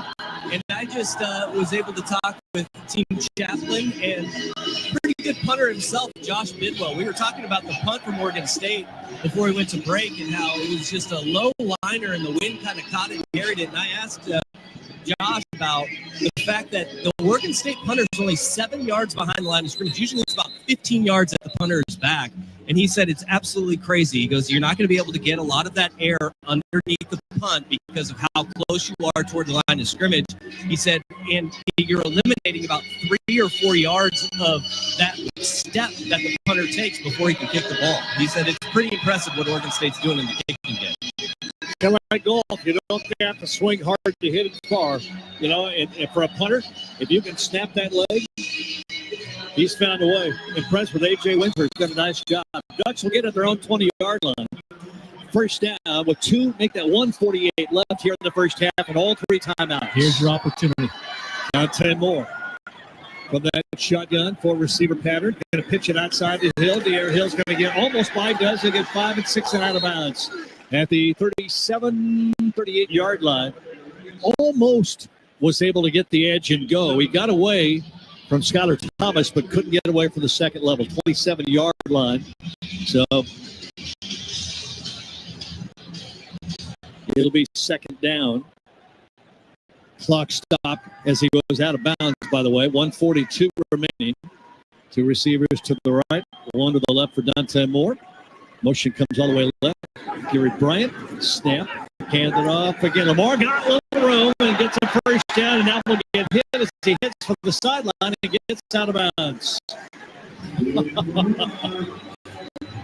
What you call a little juke? That we used to talk about that. You juked the guy right out of his jockstrap. I mean, that's what he did. Oh, my gosh. You see it on the replay. It's amazing how much more quickly Lamar moves on that juke than the defender does. It's like he's stuck in mud trying to catch up to him. 34-yard line out of bounds again to stop the clock with 1:35 remaining. First down. And motion going right is Benson. Gets out to the right as the wide receiver. We're stopped out there. So 3-receiver pattern. Back to throw. Looking more time. Pressure comes. He can run away from it. And he will run with a blocker. Sadiq downfield. 50, 40. Down the sideline and out of bounds at the 39-yard line. Marking at the 38. For Dante Moore, you look up to the left side of the field. The only thing you see is Kenyon Sadiq. It's like, oh, Oh, this is going to be fun. Everybody chased the receivers downfield, and nobody remained in a flat area where Dante Moore ran to. So he just had green to run to and lots more green as he got down the field. And smart again, avoiding the contact, getting out of bounds, and taking the maximum on it. 28 yards on that run by Dante Moore. Tight formation, bunch group receivers to the right, lone back. And the handoff goes to Lamar, trying to find something over the left side. Maybe not going to be there. He'll get maybe 2. 1:17 of the clock moving. Oregon with 3 timeouts, leading 14-7 here. Ball to the 35-yard line, so pick up a 2. It'll be 2nd down and 8.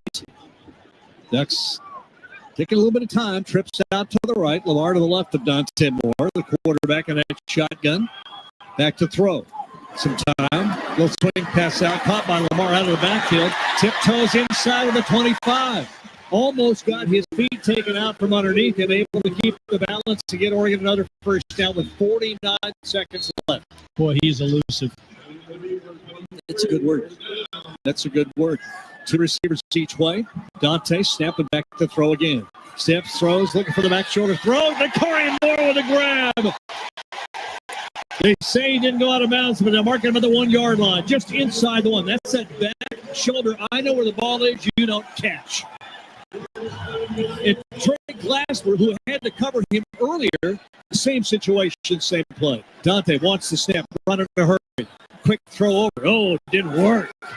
McClellan with the grab on the little bullet screen to the left will lose 2 yards. And Oregon will call timeout with 25 seconds remaining. Timeout, Oregon, the first of the half. 30 seconds. Inside the 1-yard line. And they go with the bubble screen, try to get Oregon State just really crossed up, and the Beavers were not fooled at all. I mean, you had Oregon State on their heels. They're scrambling to get back after that big of a gain and a pass completion. They're scrambling as a defense to get back down and get lined up. But the guys that were able to respond with the defensive backs to the outside, which is where Oregon threw the ball, instead of going in right into the end zone, maybe with a running play at first and goal to 1, it's now second and goal to 3. So not horrible, but man, we caught that ball, looked like it was behind the 5. I'm thinking, oh my gosh. Loss of 2.5, back to the 3-yard line. I think hoping, like you said, Jerry, to catch him by surprise on the outside, and Oregon State defended it well. Yeah, they did. Give the Beavers credit. Give them the credit. 25 seconds remaining. Zach Grace in will be a blocking back to Norris Wilson. And here's now timeout Oregon State. They could see what Oregon was going to do with that power offense. Oregon State. Grace lines up in that fullback spot in front of the tailback. Moore was going to go under center, and here's the power play. And Oregon State didn't like it. Did not have the defense they wanted for it. Called their timeout. They still have 1 remaining. With 25 seconds remaining. We could just say, wait, scoreboard update here real quick. Looks like Nebraska, gosh dang, I tell you what, I keep going to my scoreboard, and it's almost like it reverts back to 10 minutes ago every time I take a look at it. I saw here a minute ago that Nebraska was up 6-0. How about that? Okay, 10-0 Michigan. Notre Dame leads Purdue at the end of the first quarter, 14-7. We talked about it a little bit earlier today. Texas Tech goes into Salt Lake City and takes care of the Utes 34-10. That was a shock. That's a surpriser. So, anyhow, Safeway scoreboard update, the official grocery partner of the Oregon Ducks. So Zach Grace in again. The running back is Jordan Davison. Under center, give it to Davison going left and throw into the end zone like it's a Sunday afternoon walk in the park. Blocking on the left-hand side, peeled all the Beavers away, and Davison takes it easily in for a 27 Oregon lead. That was very easily done. On the left side.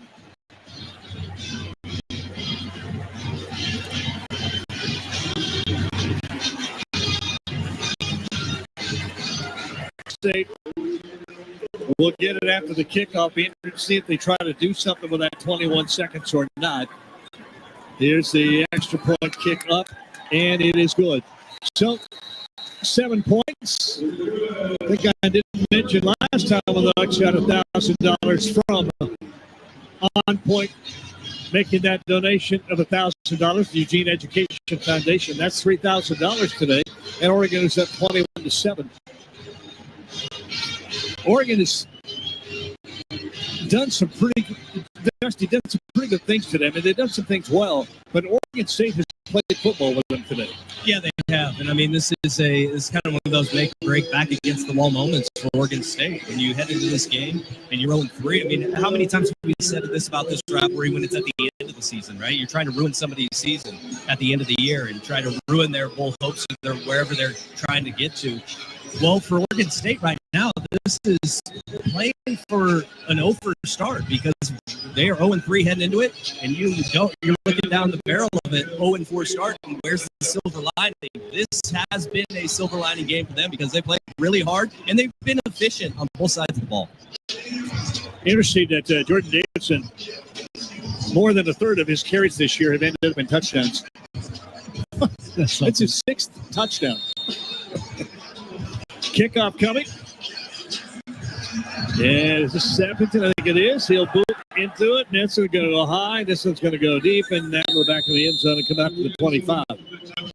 Now, Toyota drive summary for Oregon. 2 consecutive touchdown drives there at a key time in the game as you come to the end of the half. Toyota drive summary, 8 plays, 80 yards in a minute 27. Jordan Davison, 2-yard touchdown run, and the Sappington extra point. It's Oregon 21, Oregon State 7.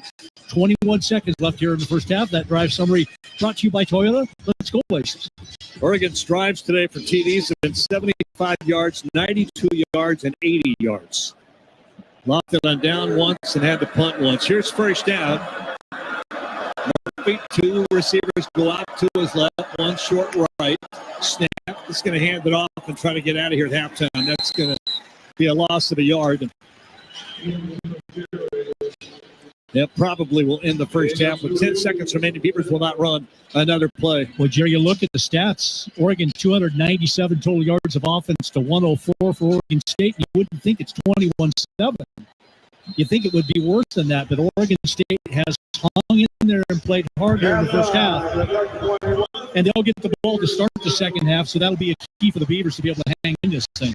Dusty Hara downstairs. We'll get you our Toyota halftime interview with head coach Dan Lanning. As Coach will talk TV first, Dusty standing right by. And he's got to be happy with a lot of parts of this ball game. But I'm sure there'll be something that he'll say that they have to do better, what they have to work on. Right now, Oregon with a 21-7 lead. Beavers will get the ball back to start the second half. As they won the flip and deferred, Oregon able to get a touchdown on their initial drive. As the coach finishes up, here's Dusty. Coach Bryce Betcher with 9 tackles in that first half. What have you seen from your senior linebacker? Yeah, he's all over the place, man. He's done what he's done here consistently. He's a production player. Offensively, 2-minute drill again, effective and efficiently. You see that as a spark and something that you can work on to grow in the second half? It's something we have to do because they're going to come out with the ball at half. We got to stop them here quick and give us an opportunity to go up 3 scores. All right, good luck in the second half, Coach. Appreciate it. Head coach Dan Lanning, our Toyota halftime interview. We're up in our Country Financial broadcast booth. We'll go away. And let Ashley get you some. So actually, Chris is going to do. I don't know, Chris. There are too many. Ryan, too many. We've got 19 people in our booth. 18 of them are on the air. All right. Okay, not quite that many, but we got a great staff. I'm just telling you that. 21-7. Then there's John Lundquist. He's the only one that's not on the air. And not getting paid. Yeah. 21-7. Oregon with the lead at the half here on the Oregon Sports Network from Learfield. As a local community credit union founded by teachers, On Point is committed to supporting the students and faculty at the University of Oregon. And on game day, we're right there with you, on the field, in the bleachers, and in the classrooms. Drop by one of your local branches today and discover the many ways On Point can help support your financial well-being. On Point Community Credit Union. People are Point. Federally insured by NCUA. Equal housing opportunity. Hey, Ducks, ready to one-up your rivals off the field? Abbott and the Big Ten are back with the We Give Blood Drive. By showing up to donate blood, you can help your school win $1 million for student or community health. Score a limited edition home field designed Oregon t-shirt, and most importantly, save lives. Go to bigten.org/Abbott to find a donation location and put Oregon in the lead. That's bigten.org/habit. 988 is a 24-hour, 7-day-a-week, 365-day-a-year emotional support and crisis line. We all go through really hard times. Each day can present new challenges, and 988 is here to support people through those challenges. We're here to sit with you and provide the compassion that every one of us deserves. Call or text 988 anytime and talk to someone who's trained to help. It takes hard work to be the best in the game. Planning, commitment, resilience, sweat. That's why Old Dominion Freight Line, the #1 national LTL carrier, proud to support those striving to be the best in theirs. Old Dominion Freight Line, official freight carrier of Oregon Athletics, helping the world keep promises. I left my heart in Oregon. Oh, I left my heart in Oregon. Yeah, I left my heart. The first half is in the books. Time now for college football's most refreshing halftime show. Presented by Coors Light. Choose chill. Proud partner of Oregon Athletics. A first half recap. Scores from the Big Ten and the rest of college football are all ahead on the Oregon Sports Network from Learfield.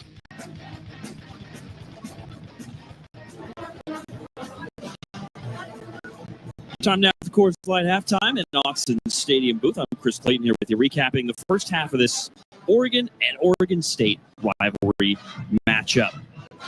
Pretty quick half. That usually means long drives, and both teams had their share of long drives, and it started well for Oregon. The Ducks got the opening kickoff after the Beavs won the toss and elected to defer. Ducks started with the ball at their own 25 and march it down the field. 7 plays, 75 yards, capped off by Dante Moore going to the air. Quick off at second down and short, back to throw again. Going to go left side, little back shoulder throw, catch made, touchdown made. DeCorian Moore, back shoulder throw, catch, and then earned the rest himself. Defensive back has no idea that the ball is going to arrive, and DeCorian Moore does such a great job of not giving up the clue that the ball's about to arrive. So what's he do? Right when the ball gets there, he turns around, it's right on the money, and then the extra effort gets it across the goal line for the touchdown. Strong catch and a touchdown for the true freshman DeCorian Moore. Ducks go up 7-0 over the Beavs. Continuing on with our recap of the first half. Beavs got the ball at their own 25 at their opening drive. Oregon defense held strong. 3 and out and a punt. Then it felt like, well, Oregon with the touchdown, they forced 3 and out. Maybe they're going to run away with it. The Ducks get the ball at their own 33. And the Beavs defense holds strong. Oregon able to cross midfield, but then a turnover on downs with 9:30 to go in the first. Gets OSU the ball back. And that's when Oregon State really stepped up offensively. They convert 3 third downs on a 13-play drive. And this was a big one on a 3rd and 8 at the Oregon 22. 2 receivers go out to the right. Walker and Reddix. 1 to the left. That's Wells. All in the backfield. Murphy waits for the snap. Got it back to throw. Has time. Wide open downfield. Catch made at the 1. Otherwise, if he doesn't stumble falling backwards, it's a touchdown to Taz Reddix. Ball was underthrown. He just waited for it and then fell backwards, hoping he was in the end zone. Yeah, Malik Murphy tossing to Taz Reddix, and the Beavs been stuffed from the 1 the next couple. Touchdown drive at about 8 minutes, and it's 7-7 late in the first quarter between the Ducks and the Beavs. So we're going to get the ball at their own 25-yard line. A holding penalty messing up Oregon's drive, and the 3rd and 16 goes incomplete. Oregon forced to punt early in the second quarter. Beavs get the ball at their own 30, then they're forced to punt. So the defense is holding strong with 11:50 to go in the second, still in a 7-7 game. Oregon gets the ball way back at their own 8-yard line after Gary Bryant Jr. bobbled the punt and then is blown up by a host of Beavers players. But Oregon putting together some big plays on this drive through the air again. So second down and 16 after that loss. Sadiq goes into the slot to the right as a wide out. 2 receivers short to the left side. Dante Moore Snap and back to throw.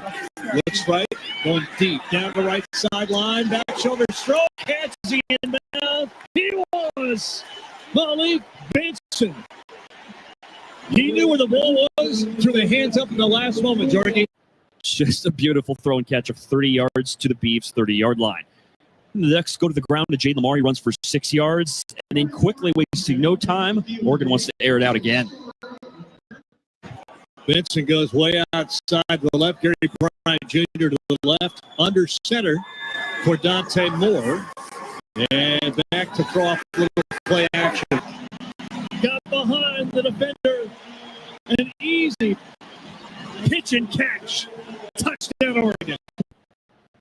About a 12-play, 92-yard, 6-minute touchdown drive, and Oregon goes up 14-7. At this point, 5:40 to go in the second quarter. Beavs get the ball at their own 20, and then they're forced to punt. They go 6 plays, pick up a first down, but only 14 yards. It was a great punt, though, 66 yards and a touchback. So there's 1:48 to go in the first half. 2-minute drill time for Oregon, and Dante Moore and the Ducks step up big time. Dante Moore going to the ground for a big gain.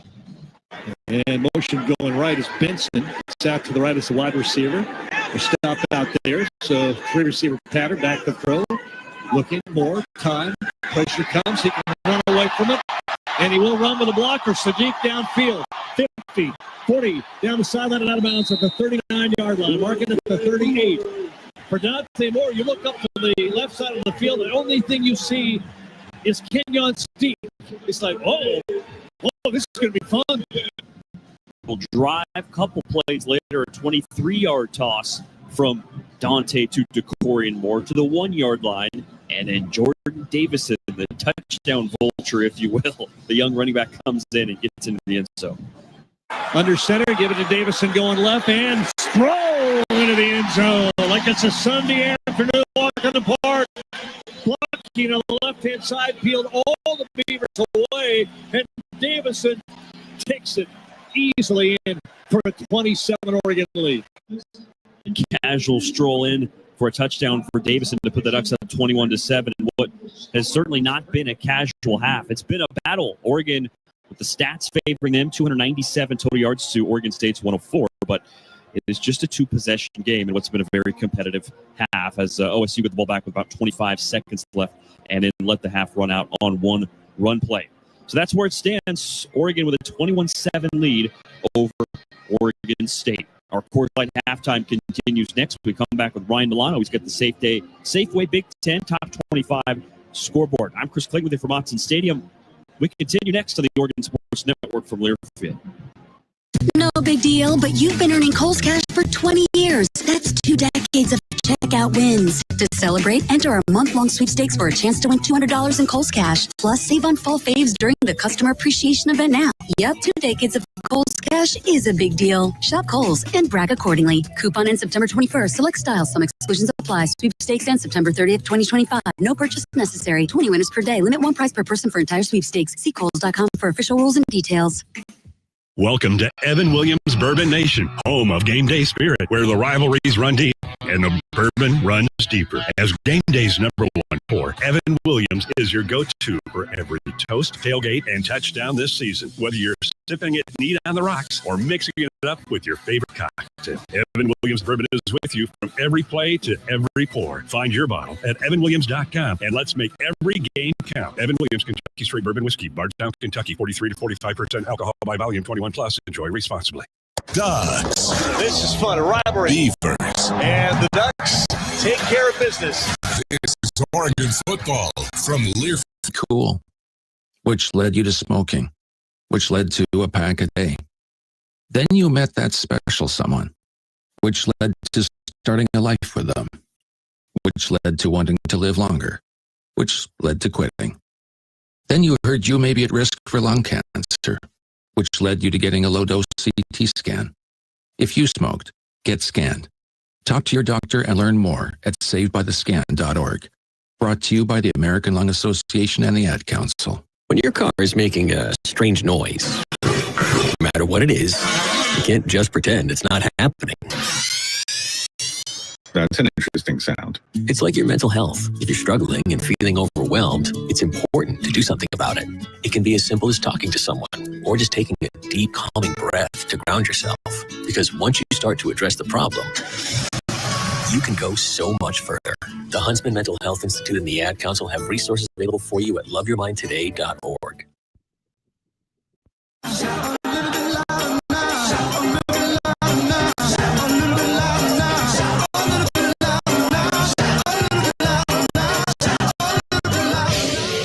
Time for another check of scores from around the Big Ten and the rest of college football. Brought to you by Safeway, official grocery partner and tailgate headquarters of the Oregon Ducks.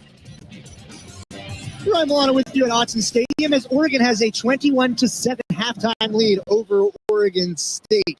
One game in the Big Ten has gone final already here on a Saturday as Maryland with a shocking 27-10 win over Wisconsin. The Terps go on the road and start Big Ten play 1-0. Two other conference games in action, both featuring ranked teams, as Michigan, the 21st ranked team in the country, is up 10-3 over Nebraska with about 9 minutes to go in the second quarter. Notre Dame, the 24th ranked team, playing against a Big Ten counterpart in Purdue and the Boilermakers. It's 21-10, Notre Dame in front midway through the second quarter. Around the rest of the Big Ten coming up throughout the day, Washington State, they'll play at 4:30. Michigan State and USC will play at 8 o'clock. And then a top 25 battle, also at 4:30. Number 9, Illinois. Number 19, Indiana. Currently in action, the rest of the games in the top 25. Number 15th ranked Tennessee up 56-17 over UAB. Just getting underway, a few games throughout the top 25. Kent State playing number 7 Florida State, and early in the second quarter, it's 35-7. Seminoles in the lead with a 35-point first quarter. A ranked matchup in the SEC between number 11 Oklahoma and number 22 Auburn is knotted at 3 apiece early in the second quarter as well. And number 13th ranked Ole Miss up 13-3 over Tulane as Lane Kiffin's squad at home trying to advance to 4-0. The ranked game earlier in the day that went final, number 17th ranked Texas Tech went on the road to number 16 Utah, and it was the Red Raiders with a dominant 24-point fourth quarter to walk away with a 34-10 24-point victory over the Utes in what could put them in the driver's seat early in the Big 12 standings. That's all that's going on around the Big Ten and the top 25. 21-7, number 6 ranked Oregon leads Oregon State at halftime. That's your scoreboard update brought to you by Safeway, the official grocery partner of the Oregon Ducks. First half stats, second half kickoff coming up when we return after this on the Oregon Sports Network from Learfield. College football's most refreshing halftime show has been brought to you by Coors Light. Choose chill. Proud partner of Oregon Athletics. This is Duck Football from Learfield. Coors Light is cold lagered, cold filtered, and cold packaged for a smoother finish. It's got that crisp, refreshing taste that makes every moment cheering on your team even better. Plus, the mountains on the bottles and cans turn blue when your beer is Rocky Mountain cold. So you never have to guess if your Coors Light is ready to drink. So crack one open, take a sip, and enjoy the game. Coors Light. Choose chill. Celebrate responsibly. High-quality organic food should be available to everyone at a better value. That's why Safeway offers O Organics. Hundreds of USDA-certified organic products exclusively in our stores. From fruits and vegetables to chicken and olive oil and frozen treats to baby food, you'll find a huge selection of organic items for the whole family at Safeway. Food you feel good about eating and serving. Look for O Organics products. This week on Sports News, football's newest star ain't no rookie, it's DirecTV. They make it easy to find your pro and college teams across live TV and streaming apps so you never miss a moment. And with access to your game stats and scores in one place, it's good. It's DirecTV like you've never seen it. Visit DirecTV.com today. DirecTV is a proud partner of Oregon Athletics. Internet-connected Gemini device and separate subscriptions required. New residential customers auto-renews monthly. Canceling time, equipment lease required. Unreturned device fees apply. Credit card and restrictions apply. Where wherever you are in life. Once a duck, always a duck. That's OCCU. Since 1956, OCCU has helped the University of Oregon community take flight financially. Like our remarkable checking and duck debit card that give duck fans more for the things they care about, more for the game, more for gear, more for a bright future. Earn interest, show your duck devotion, and start earning more today. Learn more at myoccu.org/getduckdebit. You know you make me wanna kick my heels up and throw my hands up and throw my head back and come on now, don't forget to say you real. Don't forget to say yeah. This copyrighted broadcast is an exclusive presentation of Learfield under the broadcasting rights granted by the University of Oregon. Reuse of this presentation is prohibited without the express written consent of the University of Oregon and Learfield. Announcers are provided by Learfield and approved by the University of Oregon. Back at Autzen Stadium, I'm Joey Mack in the Country Financial broadcast booth. It is the Coors Light halftime show, and today's halftime stats are brought by the health harms of excessive drinking. Visit rethinkthedrink.com to learn more.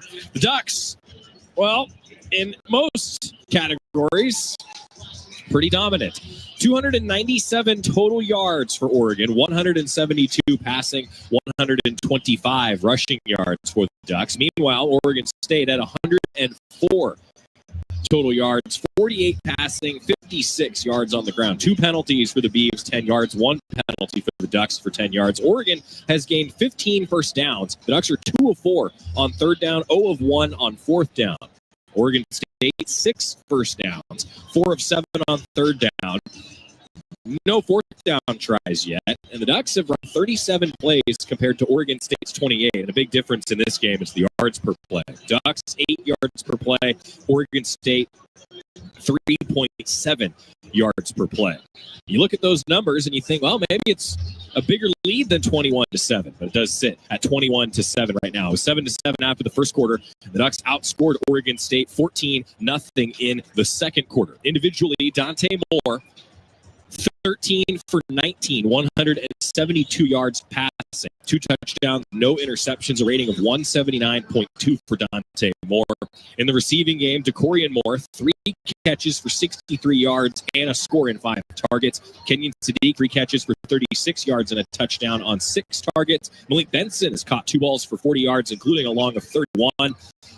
And Jeremiah McClellan's caught the ball twice, just 1 yard gain. Gary Bryant Jr., Jaden Lamar, and Jamari Johnson each with 1 catch. In the rushing attack, Jaden Lamar, 11 carries for 65 yards. Dante Moore has carried it 3 times for 39 yards from the quarterback position. Makai Hughes, a couple of carries for 11 yards. De'Aaron Hills also touched the ball once for 7 yards. And Jordan Davison, a single carry and another touchdown on the season for Jordan Davison. Some quick defensive numbers before we kick it off. Bryce Betcher, 9 total tackles leading the way for the Ducks, who are in front 21-7 to kick it off here in the second half. The call, Jerry Allen. Thank you, Joey Mack. And the big American flag making its way through the crowd down below us as the ball is booted into the end zone and will come out to the 25. I don't know that have we seen this before, the American flag being handed off by the crowd down below? Jordy, look right straight down below us. Oh, no. That's pretty cool. Not here. Not here, no.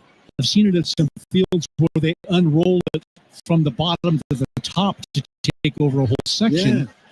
This not passed along like that. This is being passed. It's probably a good 25 yards long, and hope nobody misses the play. Yeah, you can't see. It's going over the top of you. First down, Malik Murphy of the Beavers trips out to the right, one to the left. From their own 25-yard line. Ready to go. Hankerson, running back. Going to be a passing play over the middle. It is batted down. Nixon, not surprising, got up, got his hand down, knocked it before he got to the line of scrimmage. Boy, I love it when those balls not only get deflected, but hang in the air for a little while where other guys get a shot to come get it. Just wish that would happen a little bit more. It just reminds me of Bowie Ongalale last year when we were in Madison, Wisconsin, to finish that game off with the interception. Deflection, up in the air, picked off. Second down and 10. Just underway. Second half, third quarter. 21-7 Oregon with the lead.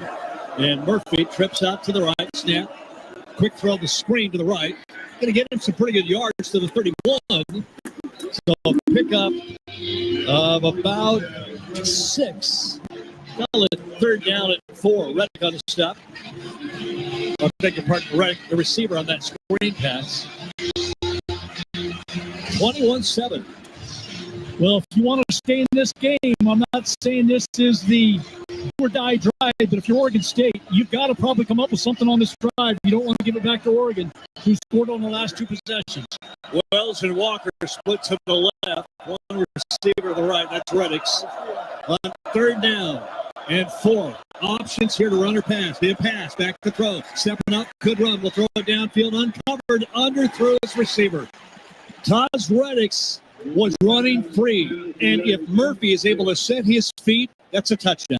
Yeah, and you hope that even scrambling to your left, you might have the strength of a big guy like Malik Murphy is to get the ball there anyway. It's a tough throw, but the guys have to make tough throws, and Reddick was open. Somehow he got a little bit lost back there, and Oregon gets away with one. Here's the kick, the punt away. Wobbly punt that's going to be caught by Gary Bryant Jr. The 20. Gets through a couple of guys and goes to the 27 or 28-yard line. Pretty stiff wind blowing out there now. Oregon gets the ball back. So Oregon State deferred to start the game. Ducks score their initial drive to start the game. Beavers start the second half on their initial drive, and Oregon gets some 3 and out.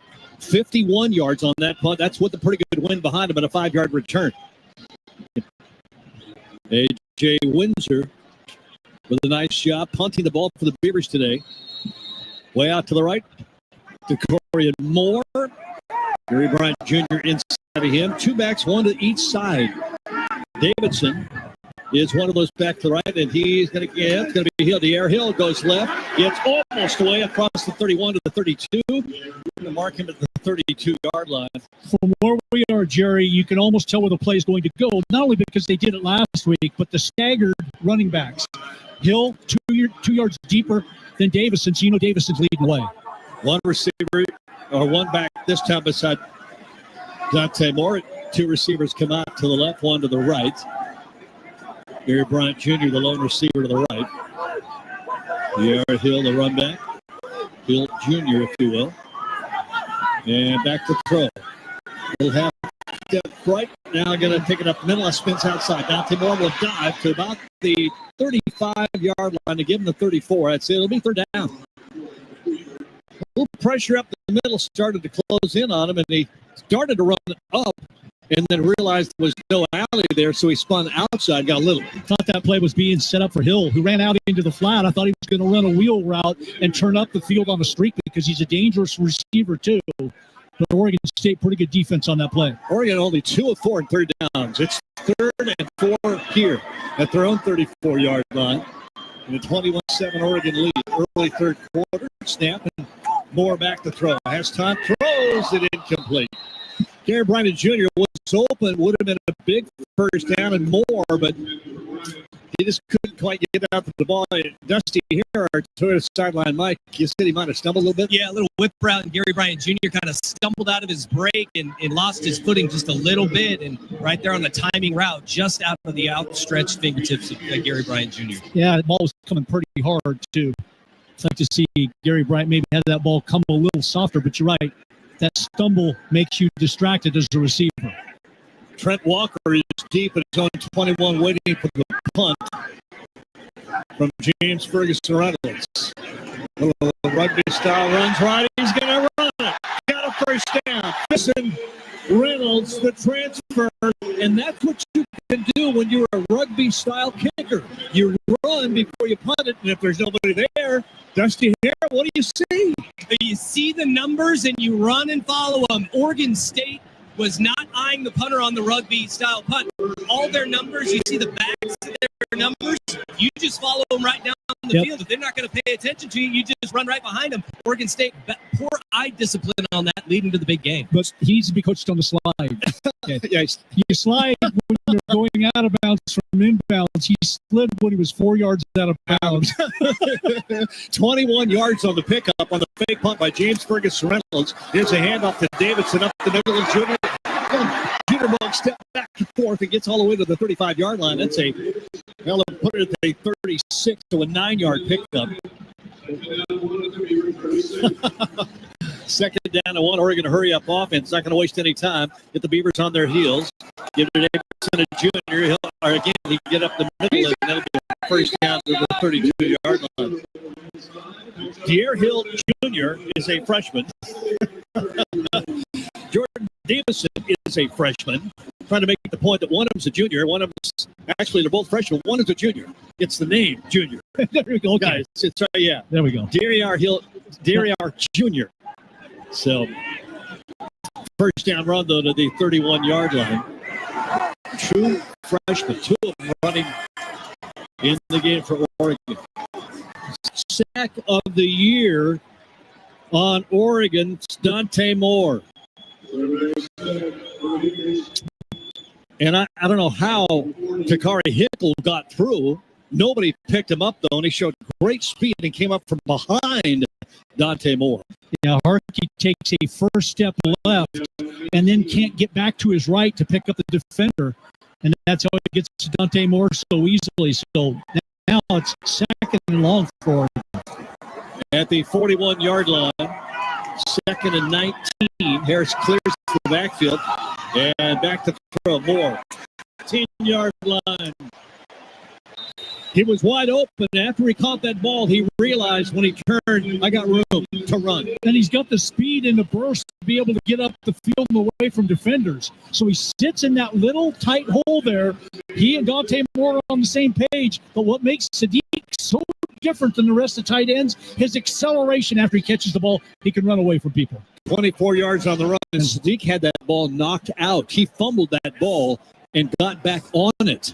It was a fumble. I didn't know that. I saw it up on the big screen. Got it punched up from behind by Aiden Sullivan, the linebacker. First down at the 16 of Oregon State. 21-7 Oregon lead. Trying to make it more. Hands it off to Harris up the middle, and he will pound the legs and get very short yardage. Actually going to get more than I thought he was going to get. Jay Harris will go to about the 12 or 13-yard line. He got some good first down yardage. That pile pushed him to the 13. And walking out of the ball game, Emmanuel Pregnon.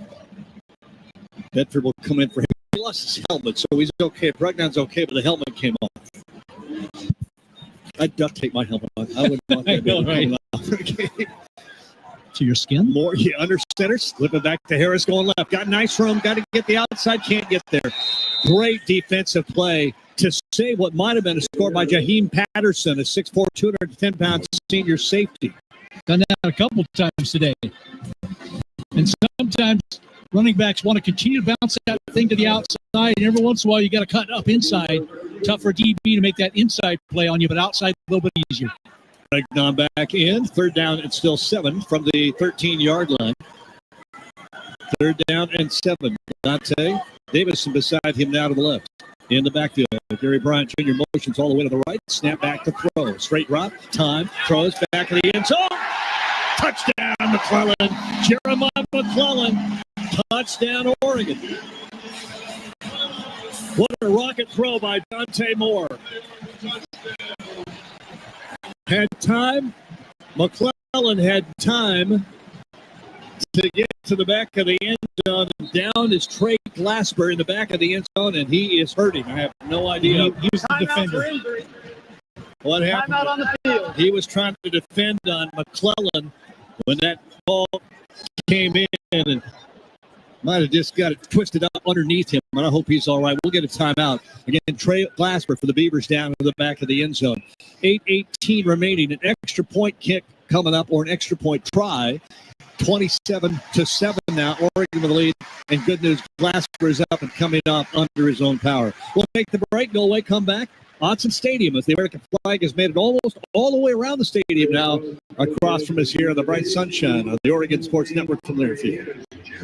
Today we're going to talk about deep breathing, something we all need to do more of, especially especially when you're getting ready to call your health plan and deal with one of those automated phone trees. You know how it feels to get into an endless phone loop when you just have a simple question that could take 2 minutes or less, and then pretty soon, you've lost your zen. Shouldn't your health plan help you reduce stress? That's why you'll talk to a real person when you choose Pacific Source Health Plan. Tranquility. Wherever you are in life, once a duck, always a duck. That's OCCU. Since 1956, OCCU has helped the University of Oregon community take flight financially. Like a remarkable checking and duck debit card that give Duck fans more for the things they care about. More for the game, more for gear, more for a bright future. Earn interest, show your Duck devotion, and start earning more today. Learn more at myoccu.org/getduckdebit.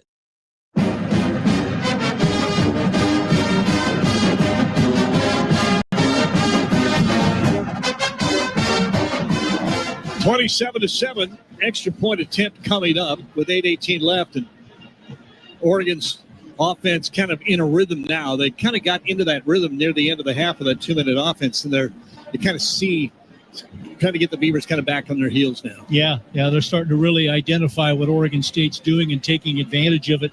The Toyota drive summary there for Oregon, 11 plays, 72 yards in 5:36.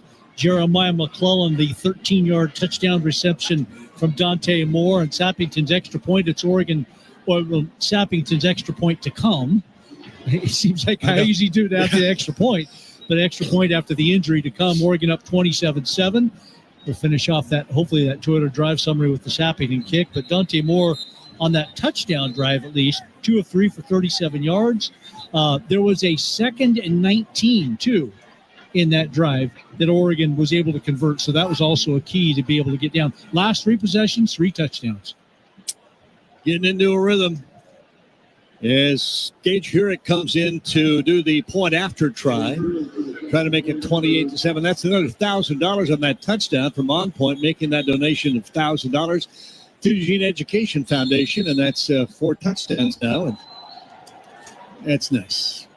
Good step, good place, kick up, and it's good. And with 8:18 left, it is now 28-7. Oregon with a lead over Oregon State. Kickoff to Oregon State coming up from the Ducks. Oregon in those timeout on the field. anthracite uniforms will kick from our right to our left into a win. So expect maybe a kickoff return when we do come back. Today's game brought to you by Pacific Source. With health coverage for individuals, families, employers, and Medicare eligibles, Pacific Source is the local health plan that does what's right, not just what's required. Let's take the break. 28-7 Oregon here in the third quarter on the Oregon Sports Network from Learfield.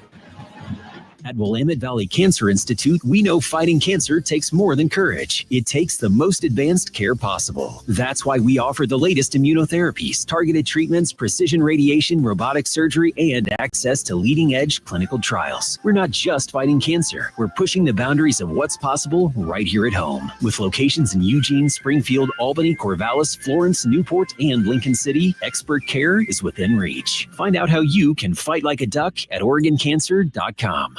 First Interstate Bank is the proud sponsor of the Community Hero Program. Throughout the year, Duck fans have been submitting stories about heroes in our community, and First Interstate Bank wants to recognize Nick Squires, a former high school teacher and current PhD candidate at the University of Oregon. Nick goes above and beyond. He holds extra office hours and study sessions, devoting countless evening hours to planning and developing ways to help his students succeed, all while managing the demands of completing his PhD. Outside the university, he has spent nearly every Sunday for the past year and a half with Eugene's Burrito Brigade, personally handing out over 2,000 meals to the unhoused in Washington Jefferson Park. On behalf of First Interstate Bank, thank you, Nick Squires.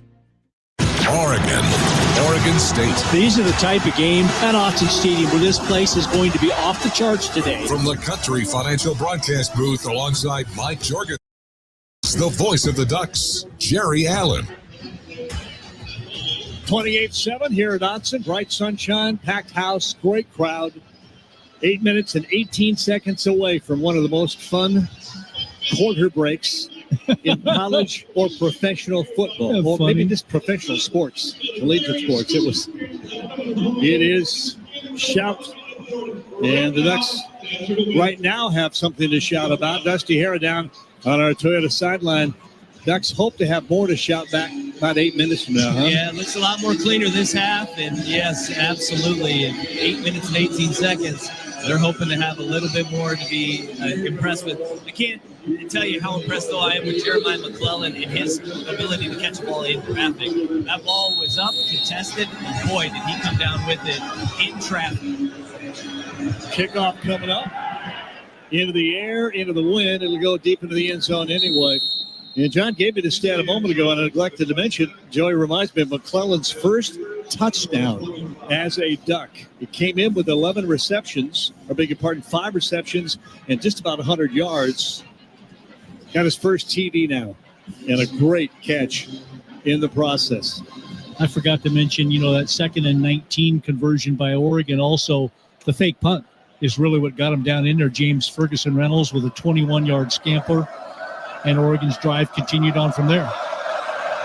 Hankerson in the backfield to the left side of Malik Murphy, the quarterback, hands it off, and trying to find some running room to the right. He's going to cut maybe a yard, pretty tough yard too.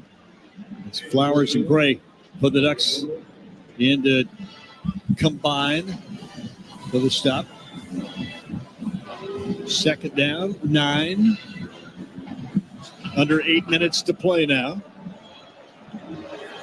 Beavers needing something good to happen here midway through the 3rd. Murphy snap, play action to throw. Looks left, looks middle, pressure comes, wants the screen. It's not there, has to throw it into the ground. Oregon defended the screen. Pressure came, which is supposed to come, but then there's supposed to be 3 blockers out to the right side with nobody else.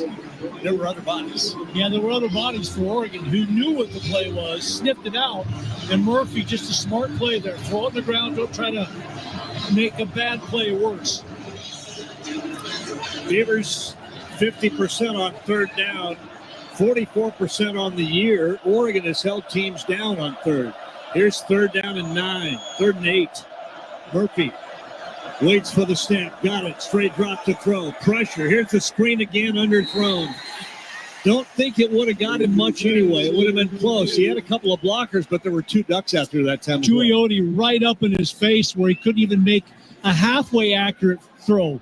So much pressure right off the bat by Oregon, and he kind of panicked a little bit. Aiden Breland, number 42, was coming in on him too, but it was well defended also on down the field, so Oregon forces a punt. A.J. Windsor, by the way, pitch in a moment. This punt very high, going deep again. Harry Brown Jr. all the way back to the 18, going right, cut it up across the 30, gets by one man, now jukes around at the 34 and goes down hard at the 35-yard line.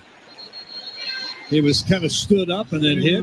I don't see any flags. Oregon will get the ball. We come back after the timeout. Malik Murphy, a tough day. 4 completions in 13 attempts today. Timeout on the field. For Dante Moore, it's 15 out of 22, and he'll get another opportunity in just a moment. Ducks with the ball at their own 35-yard line after the break. 7:22 remaining here. 28-7 in the 3rd quarter. Dotson of the Oregon Sports Network from Learfield.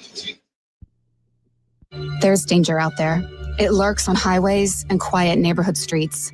It's more likely to kill you than a shark and more terrifying than the biggest snake. Distracted driving claims lives every day. Every notification, swipe, social post, video, or selfie while driving risks your life. So while you might think public speaking or the zombie apocalypse is scary, what's really terrifying and even deadly is distracted driving. Eyes forward. Don't drive distracted.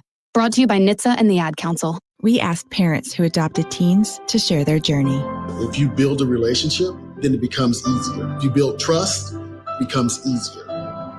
As a parent, you want what's best for your child. To give them the love that a child needs. It's probably the best you can do for a teenager. Learn about adopting a teen from foster care. Visit adoptuskids.org to learn more. A message brought to you by Adopt US Kids, the U.S. Department of Health and Human Services, and the Ad Council. I want you to know. I said I want you to know right now. You've been good to me, baby. Better than I've been. Welcome back to Autzen Stadium, a 28-7 Oregon lead of our Oregon State in the rivalry game. 129 years. 1894. Oregon State won the first game. Oregon won the second game, and then it's been up and down and back and forth streaks and ugly games and exciting games and battles for the roses. It's been everything you would want in a rivalry game. Today, Oregon doing, for the most part, what was expected of them, and that is to get a lead, keep the lead, and not let Oregon State really get into the game. And I thought, Dusty, in the first half, Oregon State kind of inserted themselves in this game. Yeah, they did. And they really were playing fundamentally sound in passion football. I mean, like, there is a lot on the line in this game for them because of the rough start that they had. But I think that from an execution standpoint, that was probably the most impressive part. Having watched all three of Oregon State's first games of the year, I mean, the execution was not on par with what we saw in the crispness coming out in that first half. And you knew the offensive line was going to get into form because Mike Cavanaugh, who was an assistant offensive line coach here for the last couple of years at Oregon, he went back to Oregon State this year. He's one of the best O-line coaches in all of college football. You knew it was only a matter of time till he got that side of the football shored up. Ducks first down. They'll have it at their own 35-yard line. And Jordan Davison in the backfield for Oregon to the left of Dante Moore. Three receivers, a little bunch to the left-hand side. One of those the tight end, one alone to the right. And on first down, quick screen pass to the left. Benson's got it, going to get tackled almost immediately. Great play coming from the inside is Shamar Mikal, and he kind of got behind the play and was able to make it. Yeah, I mean, it's one of those plays where when you make a decision which way you're going to go, you got to go there. And Malik Benson came inside and then started running laterally all the way across the field, and the speed from the inside is what got him from behind. Yeah, McCall did a very nice job. He's a freshman, true freshman. Trips out to the right, empty backfield now for Dante Moore. Davison comes out, sets up way alone to the left, back to throw. Dante, screen pass to the right. And Johnson, Jamari Johnson. Nice big run across the 45 to the first down. 48-yard line. The big tight end, a 6'5", 257-pound redshirt sophomore that transferred from Louisville. 13 yards. Louisville. Say it fast. To the 48-yard line, right hash. Oregon at their own 48. Handed off. Davidson up the middle, lowers his head, goes across midfield to go to the 48. You know, it was funny that little screenplay. Jordan Davison came out of the backfield, lined up as a receiver. I just want to see Hill line up as a receiver and have to run a linebacker out on him. I'm just waiting for that to happen. You may get that opportunity today. Under 6 minutes to go here in the third. 28-7 Oregon with a lead. Here's second down and 5 for Dante Moore. The Oregon offense. Malik Benson lined up to the left. And Cooper Perry in the game. A yard or two off the line of scrimmage. Sadiq tight end inside of him. Two receivers to the right. And there's a pitch going left. Student body left. Davidson gets it across the 45. Dives near the first down. He'll get the first down at the 42 of Oregon State. Pitch it. Everybody going left. And the pickup of about 6. First down, Oregon with 5:20 left, third quarter. Duck football brought to you today by Toyota. Toyota, let's go places. Good to see Corey Moore back on the field. He was. It's like two tight ends in the game right now, too. Tuned up a little bit, but he's fine. Two receivers come out to the left. And Dante, the pistol look with the running back Lamar lined up right behind him. Corey Moore in motion, give it to Lamar. Out of the backfield, going left side. Got almost free, gets to the 35. Got through the initial line of scrimmage and a little scrum of bodies there, and they broke out of that and had only one guy to beat, but a really good, solid tackle. Kept him from maybe taking that to the house. And Mason White, number one, the safety, came over and made a play, and really a nice hit on the play. Lamar, who came right through that hole and was trying to make a decision where to go next, the safety came up and hit him right there. But nice game. Pick up a 5, second down at 5 at the Beaver 35.5, almost 36-yard line. More motion all the way right to Corian. Here's a roll back to throw. Dante swings it out, and Lamar's open down the left side, almost, and does hurdle a player to the 25-yard line. Oh, my God. Mason White tried to put a tackle on it. He didn't go low. He just went straight at Lamar, and Lamar just high jump probably about 8 feet. He went right over the top of him. Oh, Jesus. I always look at that as a very dangerous play. Yeah, me too. You know, it is fun to watch, But worries me every time a guy vaults over the top or hurdles a defensive player. That one worked for the first down of the 25. First down at the 25-yard line. Davis and Andy are Hill in the game. This could be a pass, though. Dante back to throw. Pressure comes, runs away from it to his right. Now will run. Can get the first down and then goes inside the 15 and out of bounds at the 10-yard line. Beavers, nobody looking back to see what was going on. The whole right side of that field just opened up. Good decision. Just the decision making is just so solid. And he's fast. He's got people chasing him down the field. Nobody really gaining on him. But when you see all that green, it's like a layup. It's like in basketball. Just take that easy one right there. He wanted to just sit in the pocket and throw that ball downfield. He had to spin away from it. And that's when he noticed, I got room to run. Inside the 10, first and goal from the 8-yard line. And the ball to Hill. The air goes to the 5. Pierre Hill Jr. 5'11", 205 freshman. It's amazing to see the number of carries that all of the backs are getting. It's like you don't see Noah Woodington in the game today. He didn't play last week. Went through warm-up, so I think he's okay. But the need for him is just not critical right now, so he's having a chance to completely rest up. Janoris Wilson in the ball game. Let's see if Oregon tries to do a little razzle-dazzle with Janoris Wilson. Watch number 35. Here's second and goal from the 5-yard line, and Oregon moved. Alex Harkey kind of got up in the pass protection before the ball was snapped. False start offense, number 77, 5-yard penalty, second down. Oregon's second penalty in the game. None last week. 2 here through almost 3 quarters. Not bad. Yeah, I thought that was 71, not 77. Yeah, it's okay. So that they said it was on 77. Yeah, it was Harkey. Yeah, it was Harkey. Yeah, 71. Correction, number 71. Number 71. What? Yeah. Dante Moore. Davison to his right and back to throw. Sets, looks, pressure comes, runs away from it. Now we'll go up the middle and get inside to about the 6. Somebody had hold of his jersey. Takari Hickle got a hold of Dante's jersey from behind and slowed him down as he got it inside the 6. 28-7, Oregon with a lead, minute 34 left, third quarter. 28-7 Ducks. Not a lot of scoring, only 1 touchdown here in this third quarter. Dante Moore, the Ducks trying to make it more.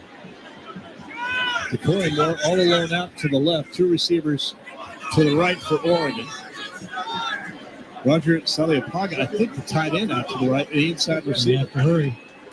2, now the snap just in time. Dante the throw, and trying to get it out to Roger. And it just that back shoulder throw was before he could spin around and get to the ball.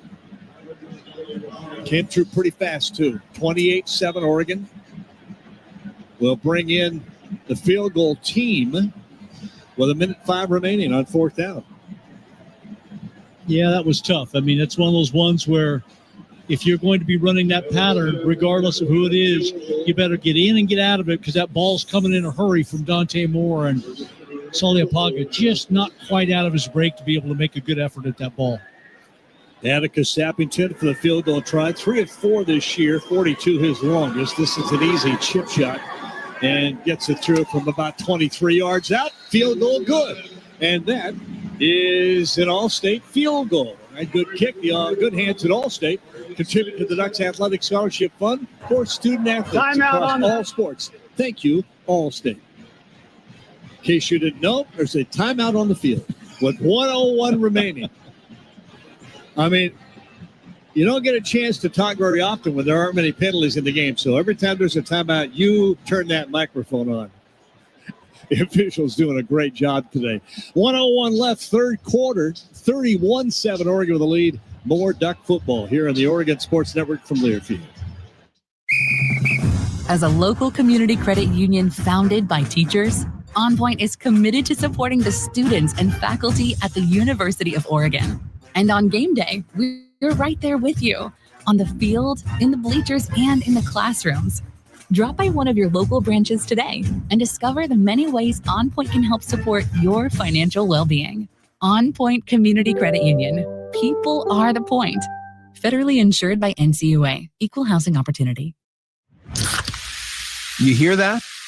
That's the sound of Pepsi Zero Sugar, the better tasting, more refreshing zero sugar cola. Listen to that endless pour. Pure refreshment. If it sounds this good, just imagine how it tastes. Oh yeah, so good. Pepsi Zero Sugar. Let your taste decide. I left my heart in Oregon. Oh, I left my heart in Oregon. Yeah, I left my heart in Oregon. 31-7. You know it's a good day when your water bottle gets empty and you turn around and somebody says, "Here, let me get you a bottle of water. Here you go." Look at that. Woo! You're the man. 31-7. Hydrate. You got to be hydrating, baby. I learned that earlier this year. Hydration is critical. Kidney stones are not good. No, they are not your friend.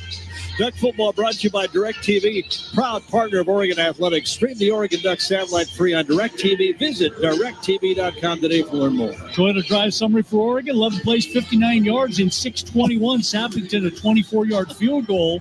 And again, another impressive drive by Oregon. 4 consecutive drives with scores, 3 touchdowns and a field goal. It's Oregon 31, Beavers 7, 1:01 left here in the third quarter. David Wells Jr. here will get the foot into it. It's going to go high, not very deep, but nothing to the end zone to take the fair catch and bring it out to the 25. So Oregon State now 31-7 now. They have not been able to mount any offense so far here in the third quarter. And the Ducks close to kind of taking this one away. I mean, right now 31-7. Comfortable, but never over. You got a whole quarter of football coming up. We saw stranger things happen. Kind of reminds me of 3 years ago up in Corvallis. Big comfortable lead. Didn't last. So far from being over. Malik Murphy, the redshirt junior, transferred by way of Duke in Texas, brings his team up from that shotgun. It gets loud. Hankerson, the running back. And play action to throw. Wants to go deep. Slings it way down there. And there's a man down, but he can't get it to him. And he had Zach Card at a good step. I mean, if he can lay that ball in, it's got a chance to be a completion.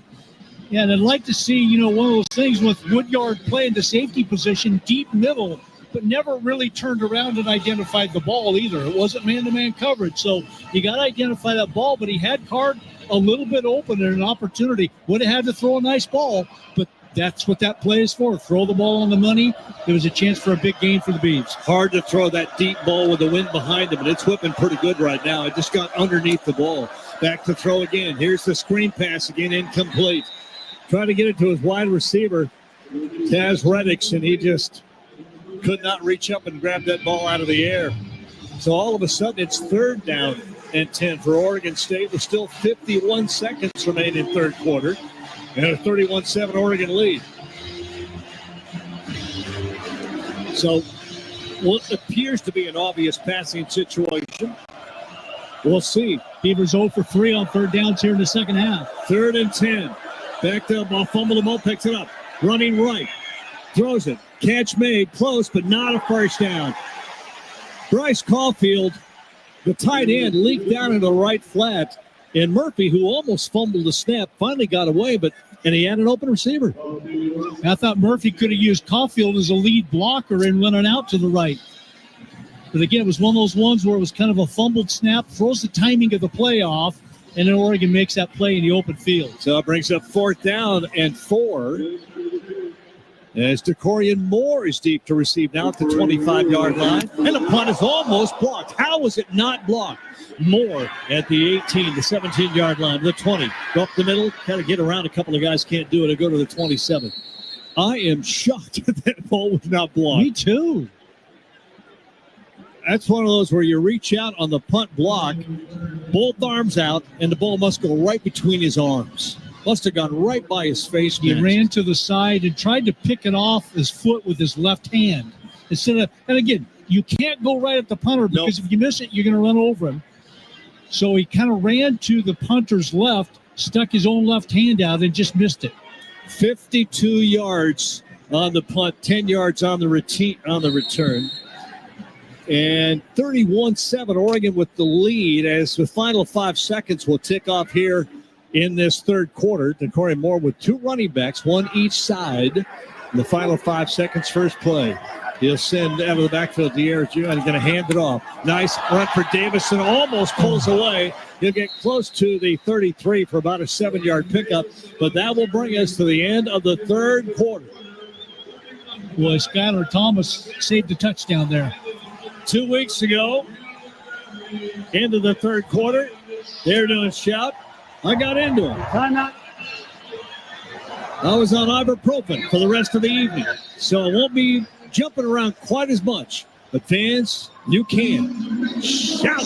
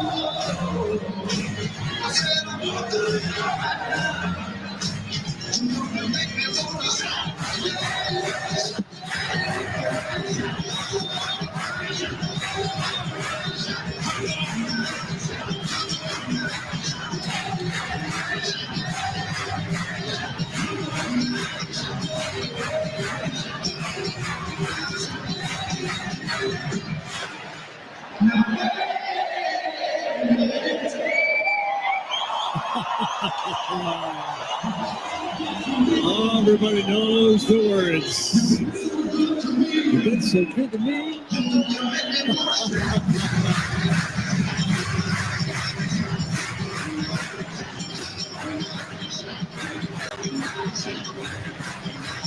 This is what amazes me about how quiet, after it's so loud, how quiet it gets. They know their roles. Listen. There's 60,000 people here. Crazy. And it's going to get back up. Kenyon Barner on the big screen on the video. I just talked to him down at halftime. I wonder what he thinks when he sees himself.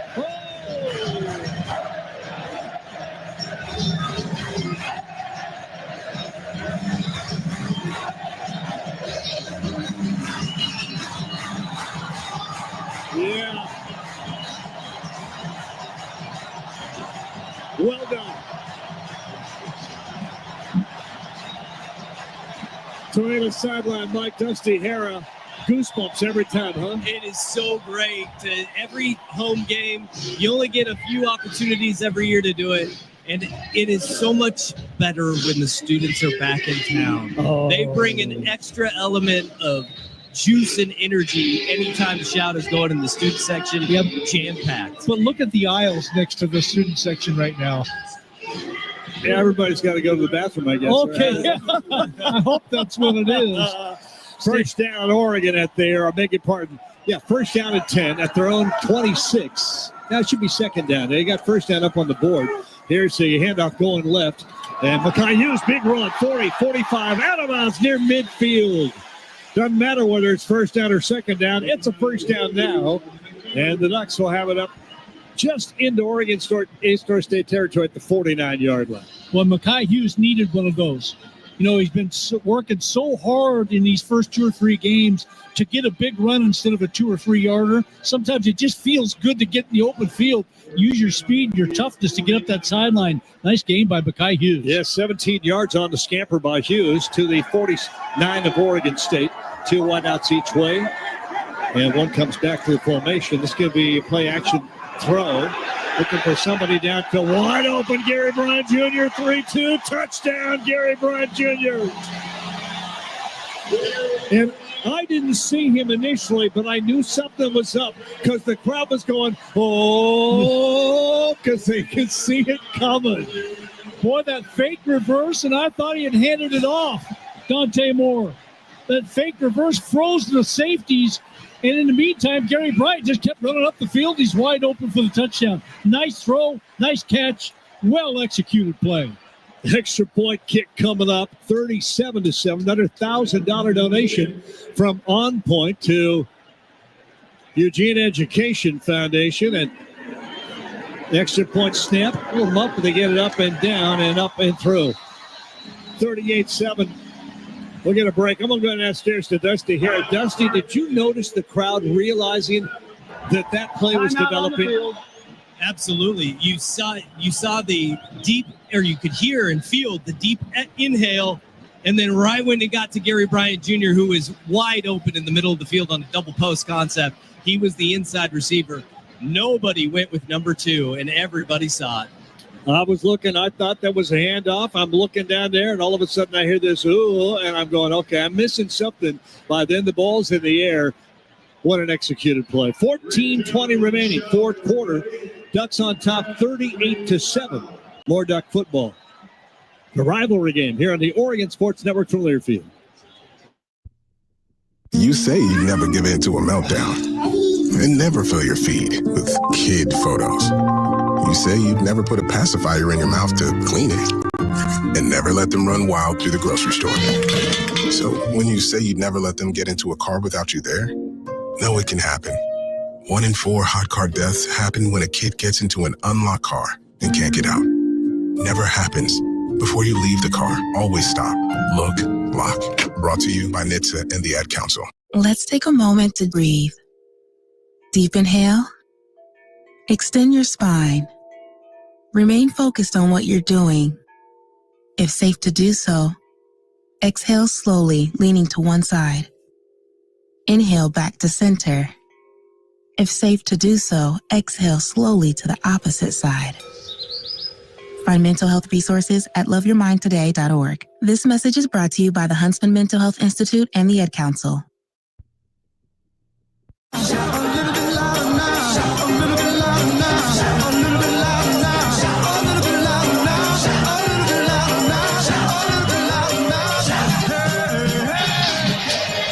$14:20 left, fourth quarter. Back in our Country Financial broadcast booth. Ducks beginning to pull away a little bit. Oregon State has not made it easy, but the Ducks have kind of gotten into a rhythm now, Jordan. They sure have. I mean, that's 5 consecutive scoring drives. 4 touchdowns and a field goal, last 5 possessions for Oregon. The Toyota Drive summary for that one: 3 plays, 74 yards in 45 seconds. The last 49 yards, a touchdown reception by Gary Bryant from Dante Moore, and Sappington next to point. Oregon 38, Oregon State 7, 14:20 left in this game, and Oregon has opened it up. Last 2 possessions, they've scored touchdowns in the first half, and they've scored every possession here in the second half. Here's the kickoff. It's going to go high and to about the goal line, and fair catch will come out to the 25. So for Dante Moore, his first 4-touchdown game as a Duck. And Oregon leads at 38-7. 19-27, 282 in the 4 touchdowns that you mentioned, Jerry. So good day for Dante Moore, and not such a great day for Malik Murphy. 3 of 13 for 48 yards. Give credit to the Oregon defense. In that fourth quarter, the Ducks 143 yards, or third quarter 143 yards to only 14 yards for Oregon State. In that third quarter, here is Malik Moore from the shotgun. Snap. Rolling right, wants to throw. Slings it downfield. Almost a spectacular grab of the effort by Walker. Trent Walker, who, by the way, I don't think he has a catch in the game today. Comes in as their leading receiver, and Trent Walker has not had a catch today. That was the nearest to him, and he just couldn't quite drag it in. Malik Murphy, I think I said Malik Moore. Malik Murphy, that's 6. He's a big guy, too. He's 6'5", 234 pounds, a quarterback for the Beavers. Empty backfield for him now. 2 receivers stacked on top of each other, out to the right, 3 to the left. And the snap, quick throw. The outside, about a 5-yard pickup will go to the 30-yard line. Just a quick out pattern. Trying to get rid of the football in a hurry and get it to somebody who's not covered yet. That time it was David Wells Jr. And it's 3rd down and 5. Beavers at their own 30. Have they not completed a 3rd down in the second half? No, 0 for 4. Yeah, 0 for 4. 3rd downs for Oregon State. Oregon shifting their defensive in around their running now on 3rd down and 5. Motion comes left for Malik Murphy, back to throw. Straight drop, swings it out. It is incomplete, off the hands of a Duck. Ife Obedegu, if he looks, probably picks it, but I think he was more focused on the receiver and maybe didn't see the ball. Yeah, I think so too, Jerry. I think if he was looking basically at the receiver who was outside and wide open, that ball's thrown badly behind by Malik Murphy. So badly, I think it completely surprised Iffy when all of a sudden it was right in his breadbasket. Dakarian Moore is deep for Oregon, stands at his own 30. A.J. Windsor's had a great day punting.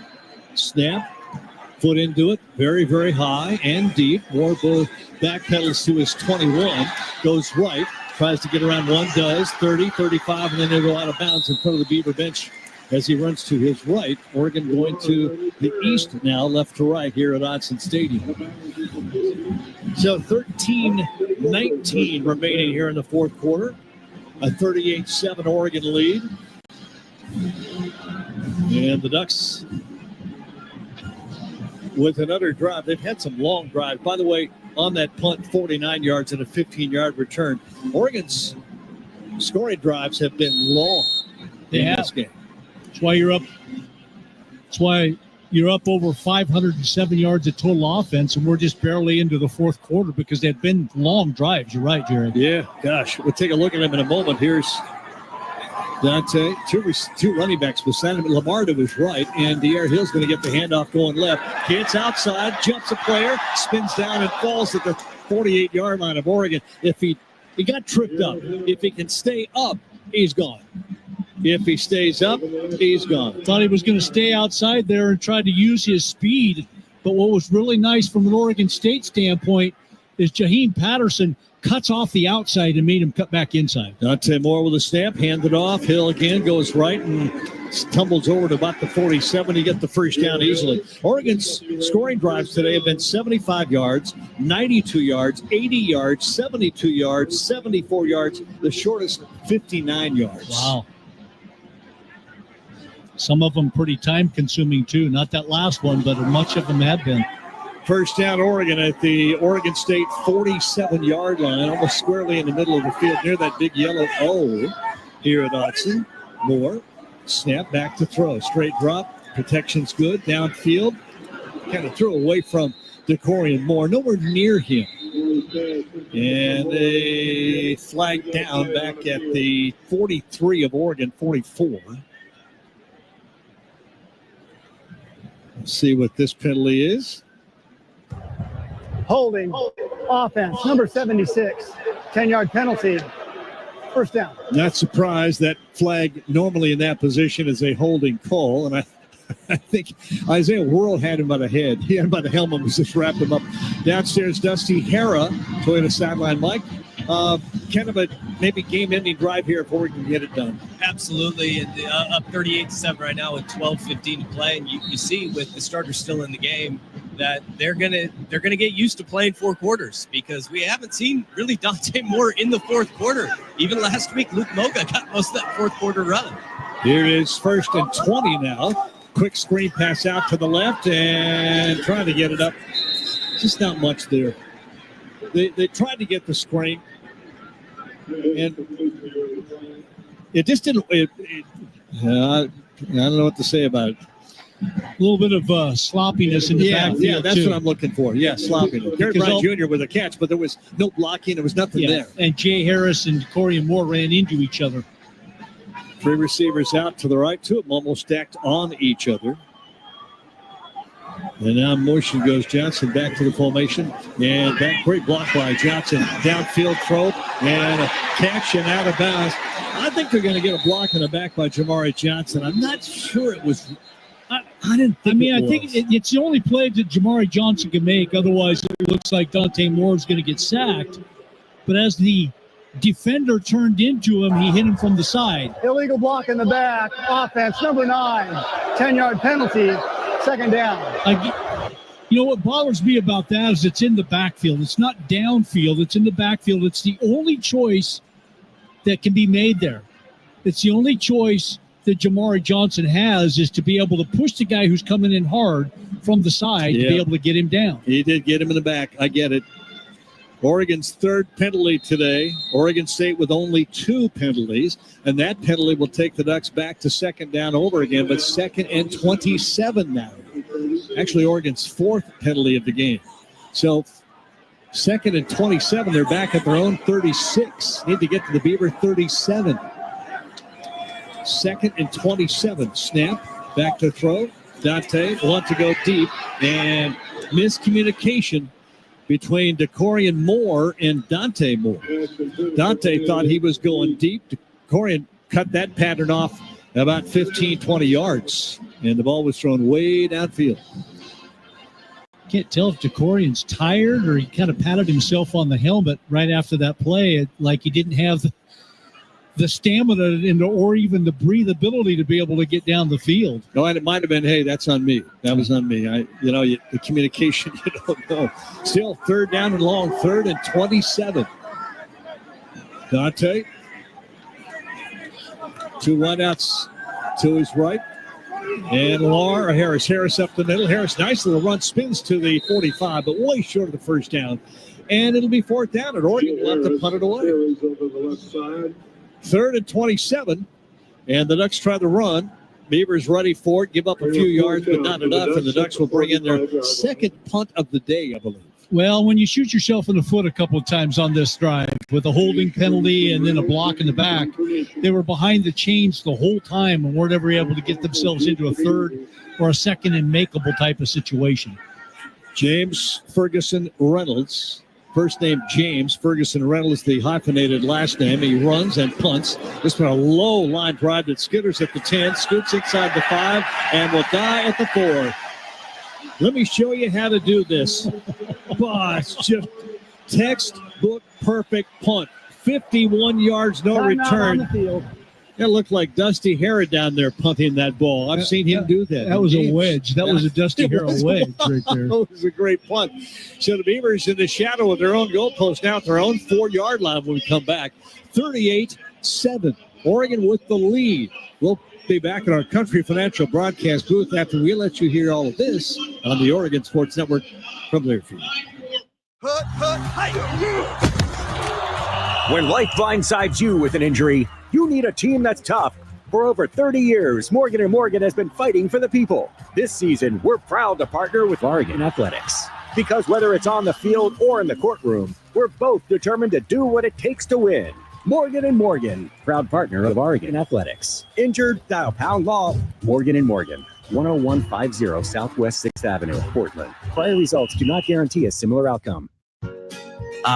There's nothing like the warmth of a campfire. But when it's left unattended, a campfire can destroy your favorite outdoor destinations. Don't let this happen to you. Make sure you have water and a shovel close to the campfire. Put the campfire completely out before calling it a night and before leaving the campsite. Drown the fire with water, stir the coals, and drown it again until it is cool to the touch. Score one for Oregon by keeping our forests green and beautiful. Learn more about campfire safety at keeporegongreen.org. Ducks. This is fun. A rivalry. Beavers. Oregon State, Oregon rivalry game. From the Country Financial broadcast booth alongside Mike Jorgensen, here's the voice of the Ducks, Jerry Allen.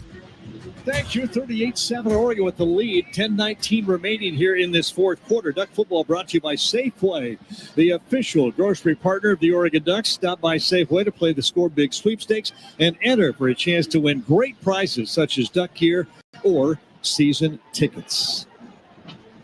Well, a textbook punt. I mean, I'm not sure if he wanted to kind of angle that one to get it out of bounds inside the 10, or if he said, I'm going to put this at the 4-yard line and get it to spin dead there. Whatever he says, I'll agree to. That's right. Whatever he says. I believe you. Well, Oregon right now, 247 yards rushing. They average 247 rushing on the year. So they're right on track with the balance. And again, when you take a look at the offensive balance that they have, 285 passing, 247 rushing, it's tough to stop a team that can do both of those things equally well. What do you focus on to stop? You'll stop some plays here and there. But, man, I tell you, it's tough when a team can run it and throw it. And Oregon State kind of in their normal pattern, 123 total, 65 passing, 58 rushing, so not running the ball very well, even though they showed some signs in that first quarter. Yeah, early on looked like they might be able to do it. They only averaged 71 yards a game rushing, so Oregon has held them below that so far. And Malik Murphy brings them out.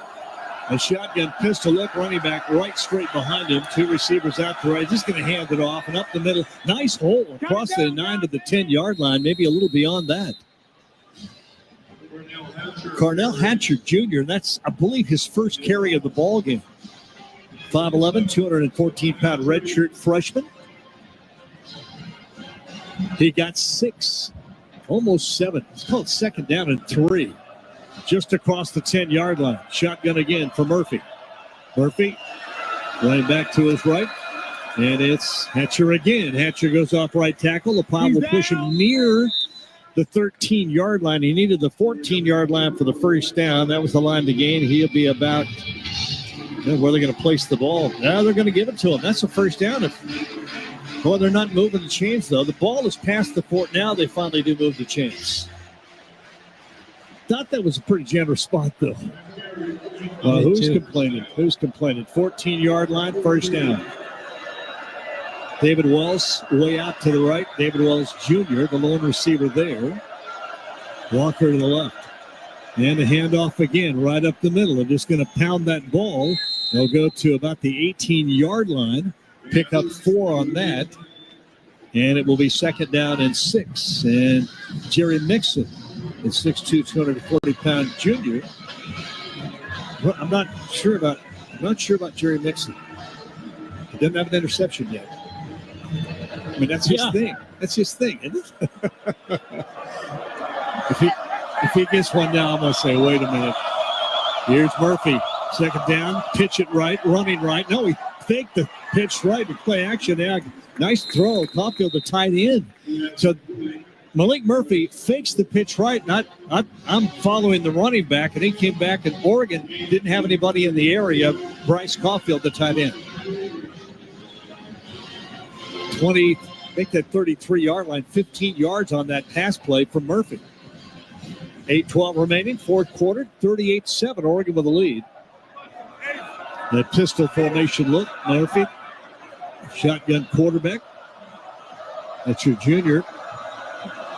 Cornell Hatcher Jr. to his left. And a whistle timeout, Oregon State. On first down, the Beavers call timeout. Oregon State, their first of the half. Timeout on the field. All right, so it was a different quarterback. It was Jabari Johnson who would come in at quarterback, not Malik Murphy. And I don't know if it was a misalignment or confusion, but whatever it was, the Oregon State sideline didn't like the alignment and what Oregon defensively had. Maybe the Beavers weren't ready for the play they had called with that change in quarterback. We'll come back and figure it out after this. It'll be first and 10 Oregon State at their own 38-yard line. Make that 33-yard line. Still trailing 38-7 to the Ducks here on the Oregon Sports Network from Learfield. From the first whistle to the final play, being an Oregon fan calls for commitment and support. Nature Made vitamins are your winning play. From the #1 pharmacist recommended vitamin and supplement brand, Nature Made is made to care for fans on game day and every day. So you can go all in on big wins, tough losses, and still show up for your team every time. Nature Made, the official vitamin and supplement of Oregon football, based on a survey of pharmacists who recommend branded vitamins and supplements.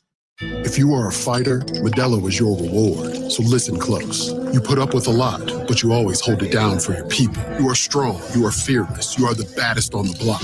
You are an elbow grease factory, a force of nature. You are not to be reckoned with. You are a ride or die, a powerhouse of productivity. You are a fighter, and Modelo is your reward. You've earned every last drop of this rich golden lager, so raise it up high. Modelo, the mark of a fighter. Drink responsibly. Beer imported by Crown Imports, Chicago, Illinois.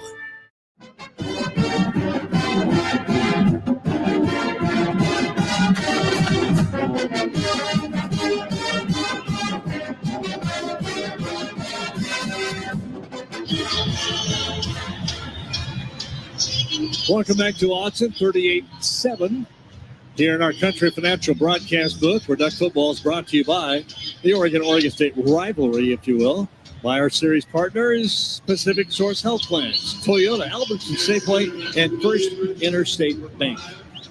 So I didn't notice that Jabari Johnson, not Jamari, confused me. Jabari Johnson came in at quarterback, and apparently he's been in for a couple of other plays that we didn't catch.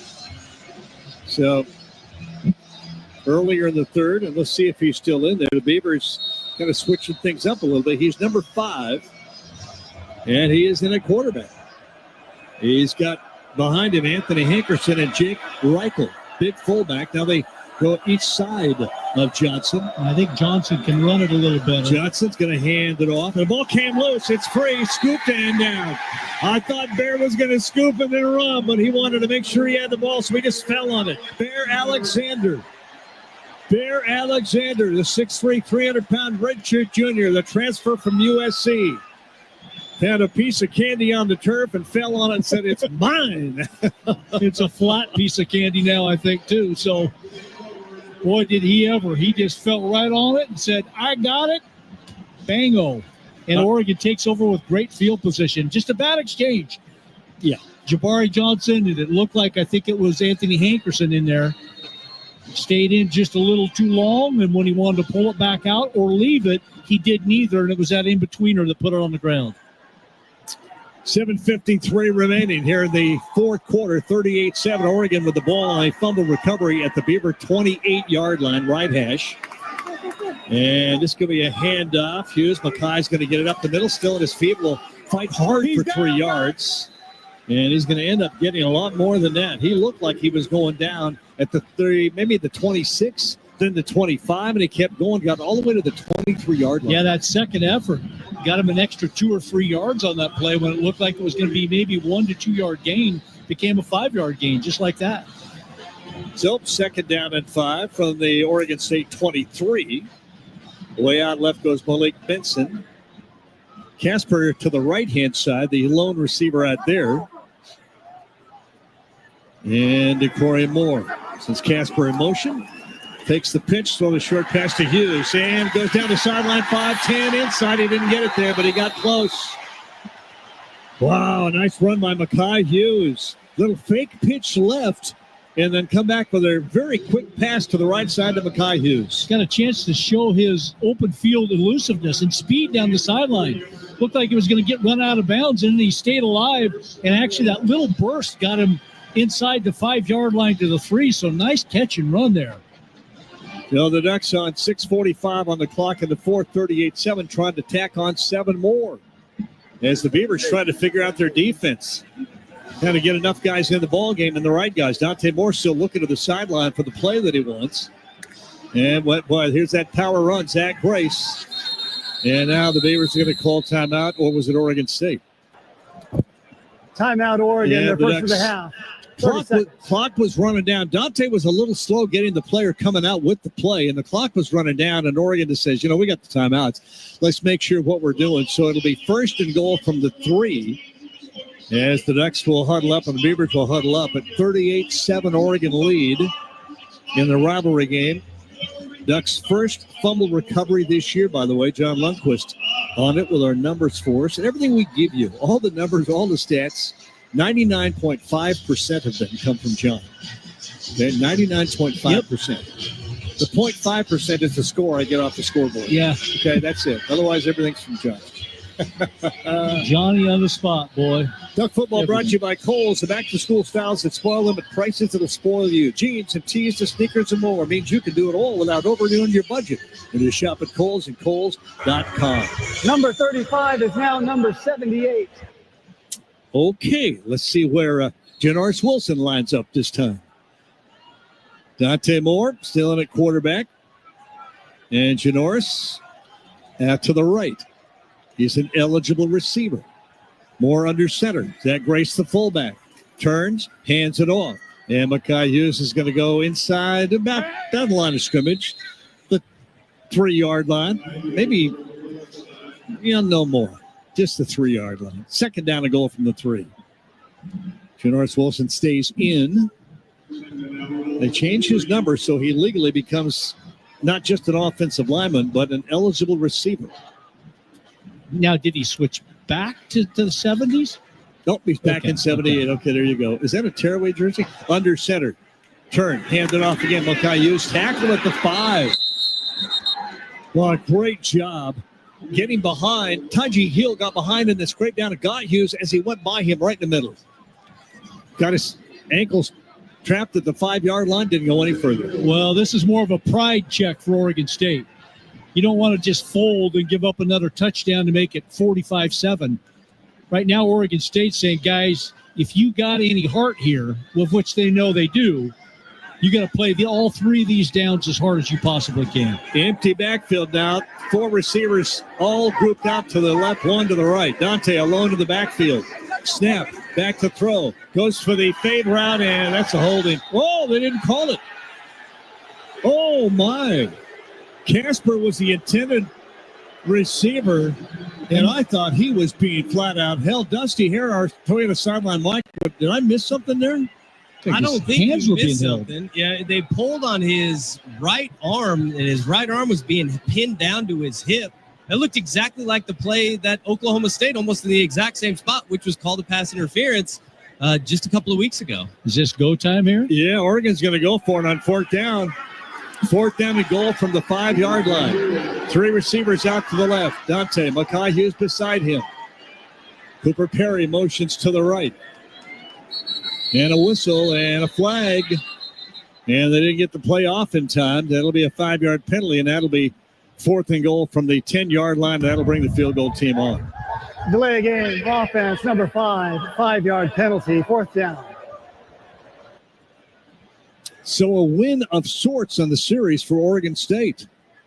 The turnover and then the sudden change defense holds up. Yeah, I mean, Oregon had it 1st and goal to 3 after that Mekhi Hughes catch and run down to the 3, and Oregon State stuffed 1st down, 2nd down, and 3rd down.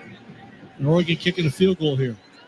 Sappington with about the 28-yard field goal, kind of a chip shot for him up and good. So the field goal, tack it on to 41-7 now. That field goal with a good kick, good hands at Allstate. Contribute to the Ducks Athletic Scholarship Fund for students, athletes across all sports. Thank you, Allstate.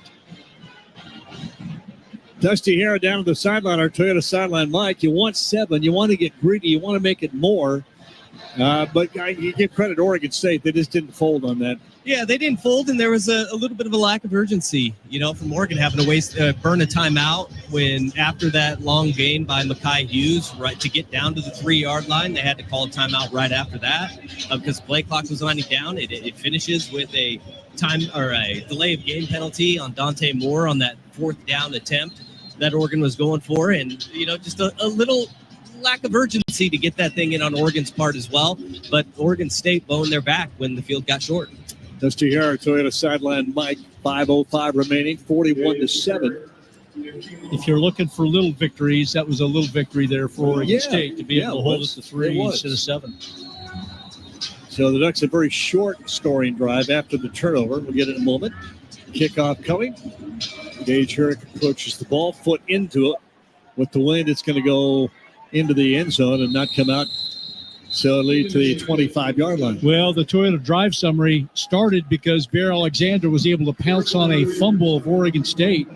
And Oregon took over offensively, 6 plays, 18 yards, 2:48 on the drive. Sappington, 27-yard field goal. And that's the Toyota drive summary for Oregon. 41-7, Ducks lead the Beavers. 5:05 left in this game. That drive summary, as I said, brought to you by Toyota. Let's go places. Devin Jackson in at linebacker. You've seen him. Betcher is not in right now. Here's the handoff. The running back Hatcher. I'm not sure he got back to the line of scrimmage. Terrence Green kind of wrapped him up like he had a blanket around him and just drug him down right at the line of scrimmage. Boy. Not only did he wrap him up with authority. With a little face mask to face mask collision in that hole. And Terrence Green, you can tell, just absolutely loved it. By the way, Malik Murphy back in at quarterback. To the right, I think it's Ala. It might be Hatcher. It's Hatcher Jr. Motion man all the way right is Walker. This could be a pass back to throw. Pressure, running away from it. Throws what was going to be a screen. And he hit one of the downfield linemen in the heel. It's nowhere near his screen. The Ducks had it snipped out pretty good, but they had too much pressure too quickly on Murphy. Yeah, Blake Purchase got a running start, and Blake Purchase is a fast man. So Malik Murphy had not much of a chance there on what looked like a pretty well set up screen. But just the inaccuracy of the throws from Malik Murphy, 5 for 17. So it just continues. You can tell when he's under pressure, he's panicking a little bit. Fundamentals kind of disappear and not playing well today. Tight end Bryce Caulfield. Walker, along with another receiver way out to the right for Murphy. One receiver short left. On 3rd down and 10. It is on 25 back to throw. Pressured hit. Throws, catch not made. Walker could not wrap up the ball. Very low on the throw. On the run, he tried to reach down around the ankles and bring it in, and just couldn't do it. And quite honestly, Murphy had pressure coming on him again. So 4th down, and Oregon State will punt it away. Corey Moore will go deep. In one of those days. Yeah. I mean, I don't think he has a catch yet. Playing in your last rivalry game and not have a catch. It's just one of those days. A very short punt this time. Going to take a big Oregon State bounce and roll inside the 30. Inside the 25 will go to about the 22. And A.J. Windsor has been the bright spot for Oregon State today. Here's punting. It's been spectacular. Ducks will get the ball back with 4:08 remaining after a 53-yard punt and no return. Ducks lead at 41-7.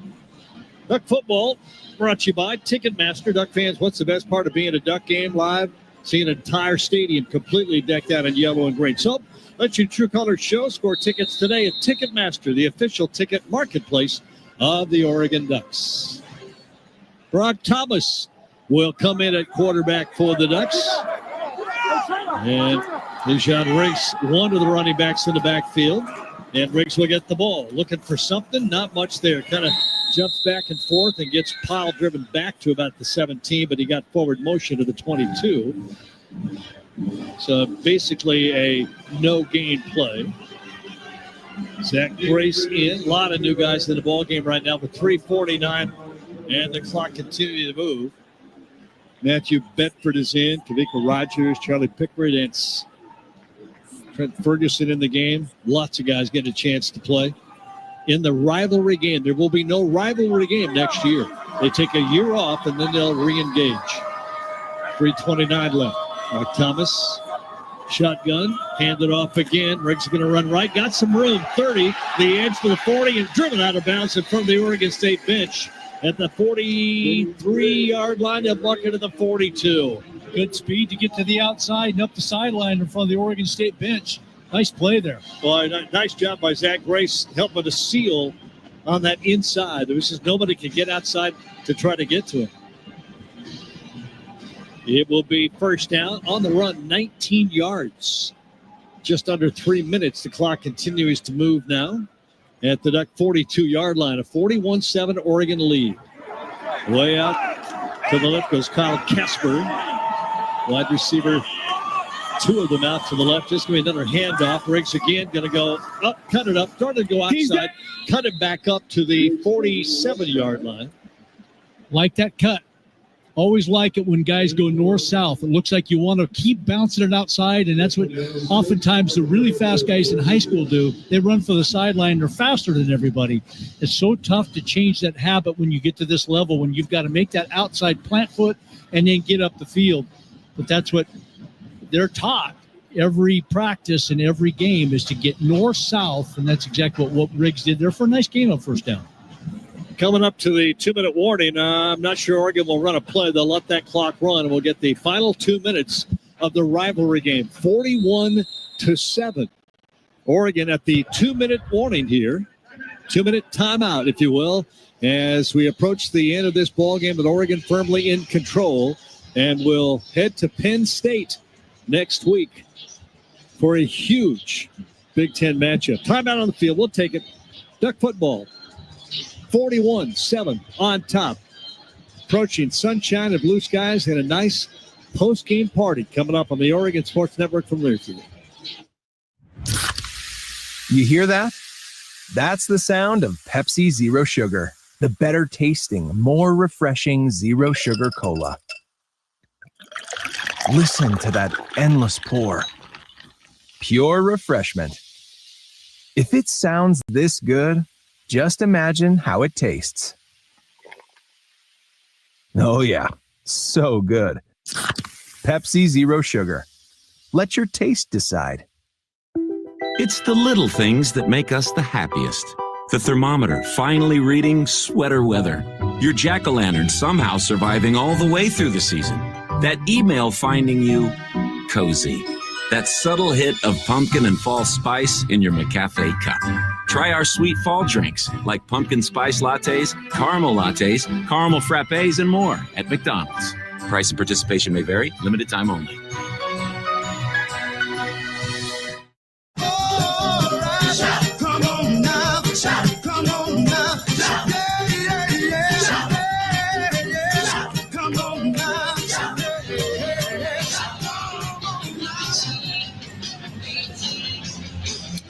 Welcome back to Hudson 41-7. Oregon with the lead right now. Duck football sponsored by OCCU. Duck fans get more for the things they care about with remarkable checking of the Duck debit card. More for the game, more for gear, more for a bright future. Learn more at myoccu.org/getduckdebit. In our Country Financial broadcast booth, Dusty Hare downstairs on our Toyota sideline. Mike, be interesting in the final 2 minutes here to see if Oregon just does a steady diet of run the ball, or are they going to try to maybe throw the ball downfield? Yeah, I mean, we've seen a little bit of balance when the backups do come in to get them acclimated, but with 2 minutes left, I think we're just going to probably see run the football and try to see if they can level up this rushing and passing yards. One thing that's been absolutely incredible to see over the first 3 games is the balance of rush yards to pass yards throughout the course of 3 games. And right now, 274 on the ground, 305 through the air. Really close to having that balance of 50-50 again. Wow, we talked about that balance on the year. 741 yards rushing, 769 yards passing. It's just, and they want to do that, but it's not on purpose. It's just the way it's worked out. So efficient both ways. 41-7. And make a comment here in a moment about that score. When you look at the numbers up on the scoreboard, something looks just a little awkward. Here's first down. Thomas, the handoff. Rick's going left again. Cut it back, trying to get a little more than a yard or two. He's going to get it to about the 48. Oregon with 579 yards of offense has held the Beavers to 147 total, only 67 rushing. You look at 41-7, you think, gosh, the score maybe be like 60-something to nothing. But the Ducks, who have been really efficient in some big drives, have taken time off the clock in this game. Instead of the quick scoring drives, they've really been able to work the clock. They haven't had as many offensive possessions in this game as some, with that 581 yards now. 3rd down and 4. Hand it off to Riggs again. He will get the first down as he dives inside the Beaver territory to the 47. That's all he needed, first down, and that'll stop the change. Well, Jerry, the Beavers only 43 total yards of offense in the second half. I mean, Oregon has outgained them 303-43 in the second half. That's amazing. 165-11 on the ground, 143-32 through the air. Oregon State's 0 for 5 on third downs in the second half. I mean, just dominant in the second half. And that's what they needed to do in preparation for their next game. Not looking ahead, but knowing they had to get better to be able to look ahead. And the victory formation for Oregon now is Thomas takes a knee, and the final 34 seconds will click off, and there will not be another play. So Oregon, they're set. Now they can look ahead. Penn State, number 2 Penn State, 4:30 next Saturday afternoon. Wow. What a setup that has become this season for both Oregon and Penn State. And a whole lot on the line next week when both teams will find out a whole lot about each other. The final 8 seconds tick away, and the rivalry game, the last one for at least a year, will end Oregon 41, Oregon State 7. Our final score, Ducks over the Beavers here at Autzen Stadium on a perfect football day. Earlier in the season than we're used to, but the outcome that Duck fans certainly wanted to see. 41-7, the final score. Georgie, you feel good about it, especially in the second half when you see this Duck team really, tighten down the screws and do everything they wanted to do. Yeah, it was nice to see Oregon really, Jerry, in that critical drive period for Oregon State and Oregon late in the second quarter when the Beavers had an opportunity with the game at 14-7. And they didn't do anything with it, gave it to Oregon. Oregon scores to make it 21-7, and then came out and just opened up the third quarter. Long drives, points every time, really pulled away. So the end of that second quarter and all the second half, Oregon really executed well, offensively, defensively, and just absolutely dominated the game. I don't know if Dusty Harris still down on the sideline with our Toyota sideline mic, but Dusty, I kind of felt like Oregon went to the doctor at halftime of this game. Yeah, absolutely. I mean, when Jorgie said it, that 303-43, they shored up a lot of the woes that they had in that first half. And look, that is one part coaching, but one part coachability too. I mean, it's one thing for a coach to go and diagnose and say what is going wrong, but the fact that they were able to do it to that extreme and rectify kind of the things that were going wrong for them in that first half, that says something about this team and their ability and willingness to learn. Final score, 41-7. Get Coach down inside. A lot of numbers to give you and get you ready for next week. It's the postgame show coming up next year from Autzen Stadium. 60,000 plus on hand today to watch this. Almost call it what it used to be called. Almost called it the Civil War. But I didn't. It's okay if you did. I didn't call it the Civil War. Okay. You haven't said 41-7 final. We're back with the postgame here on the Oregon Sports Network from Learfield. Dear Truckin' Awesome, Toyota Tundra's got heart-pounding horsepower,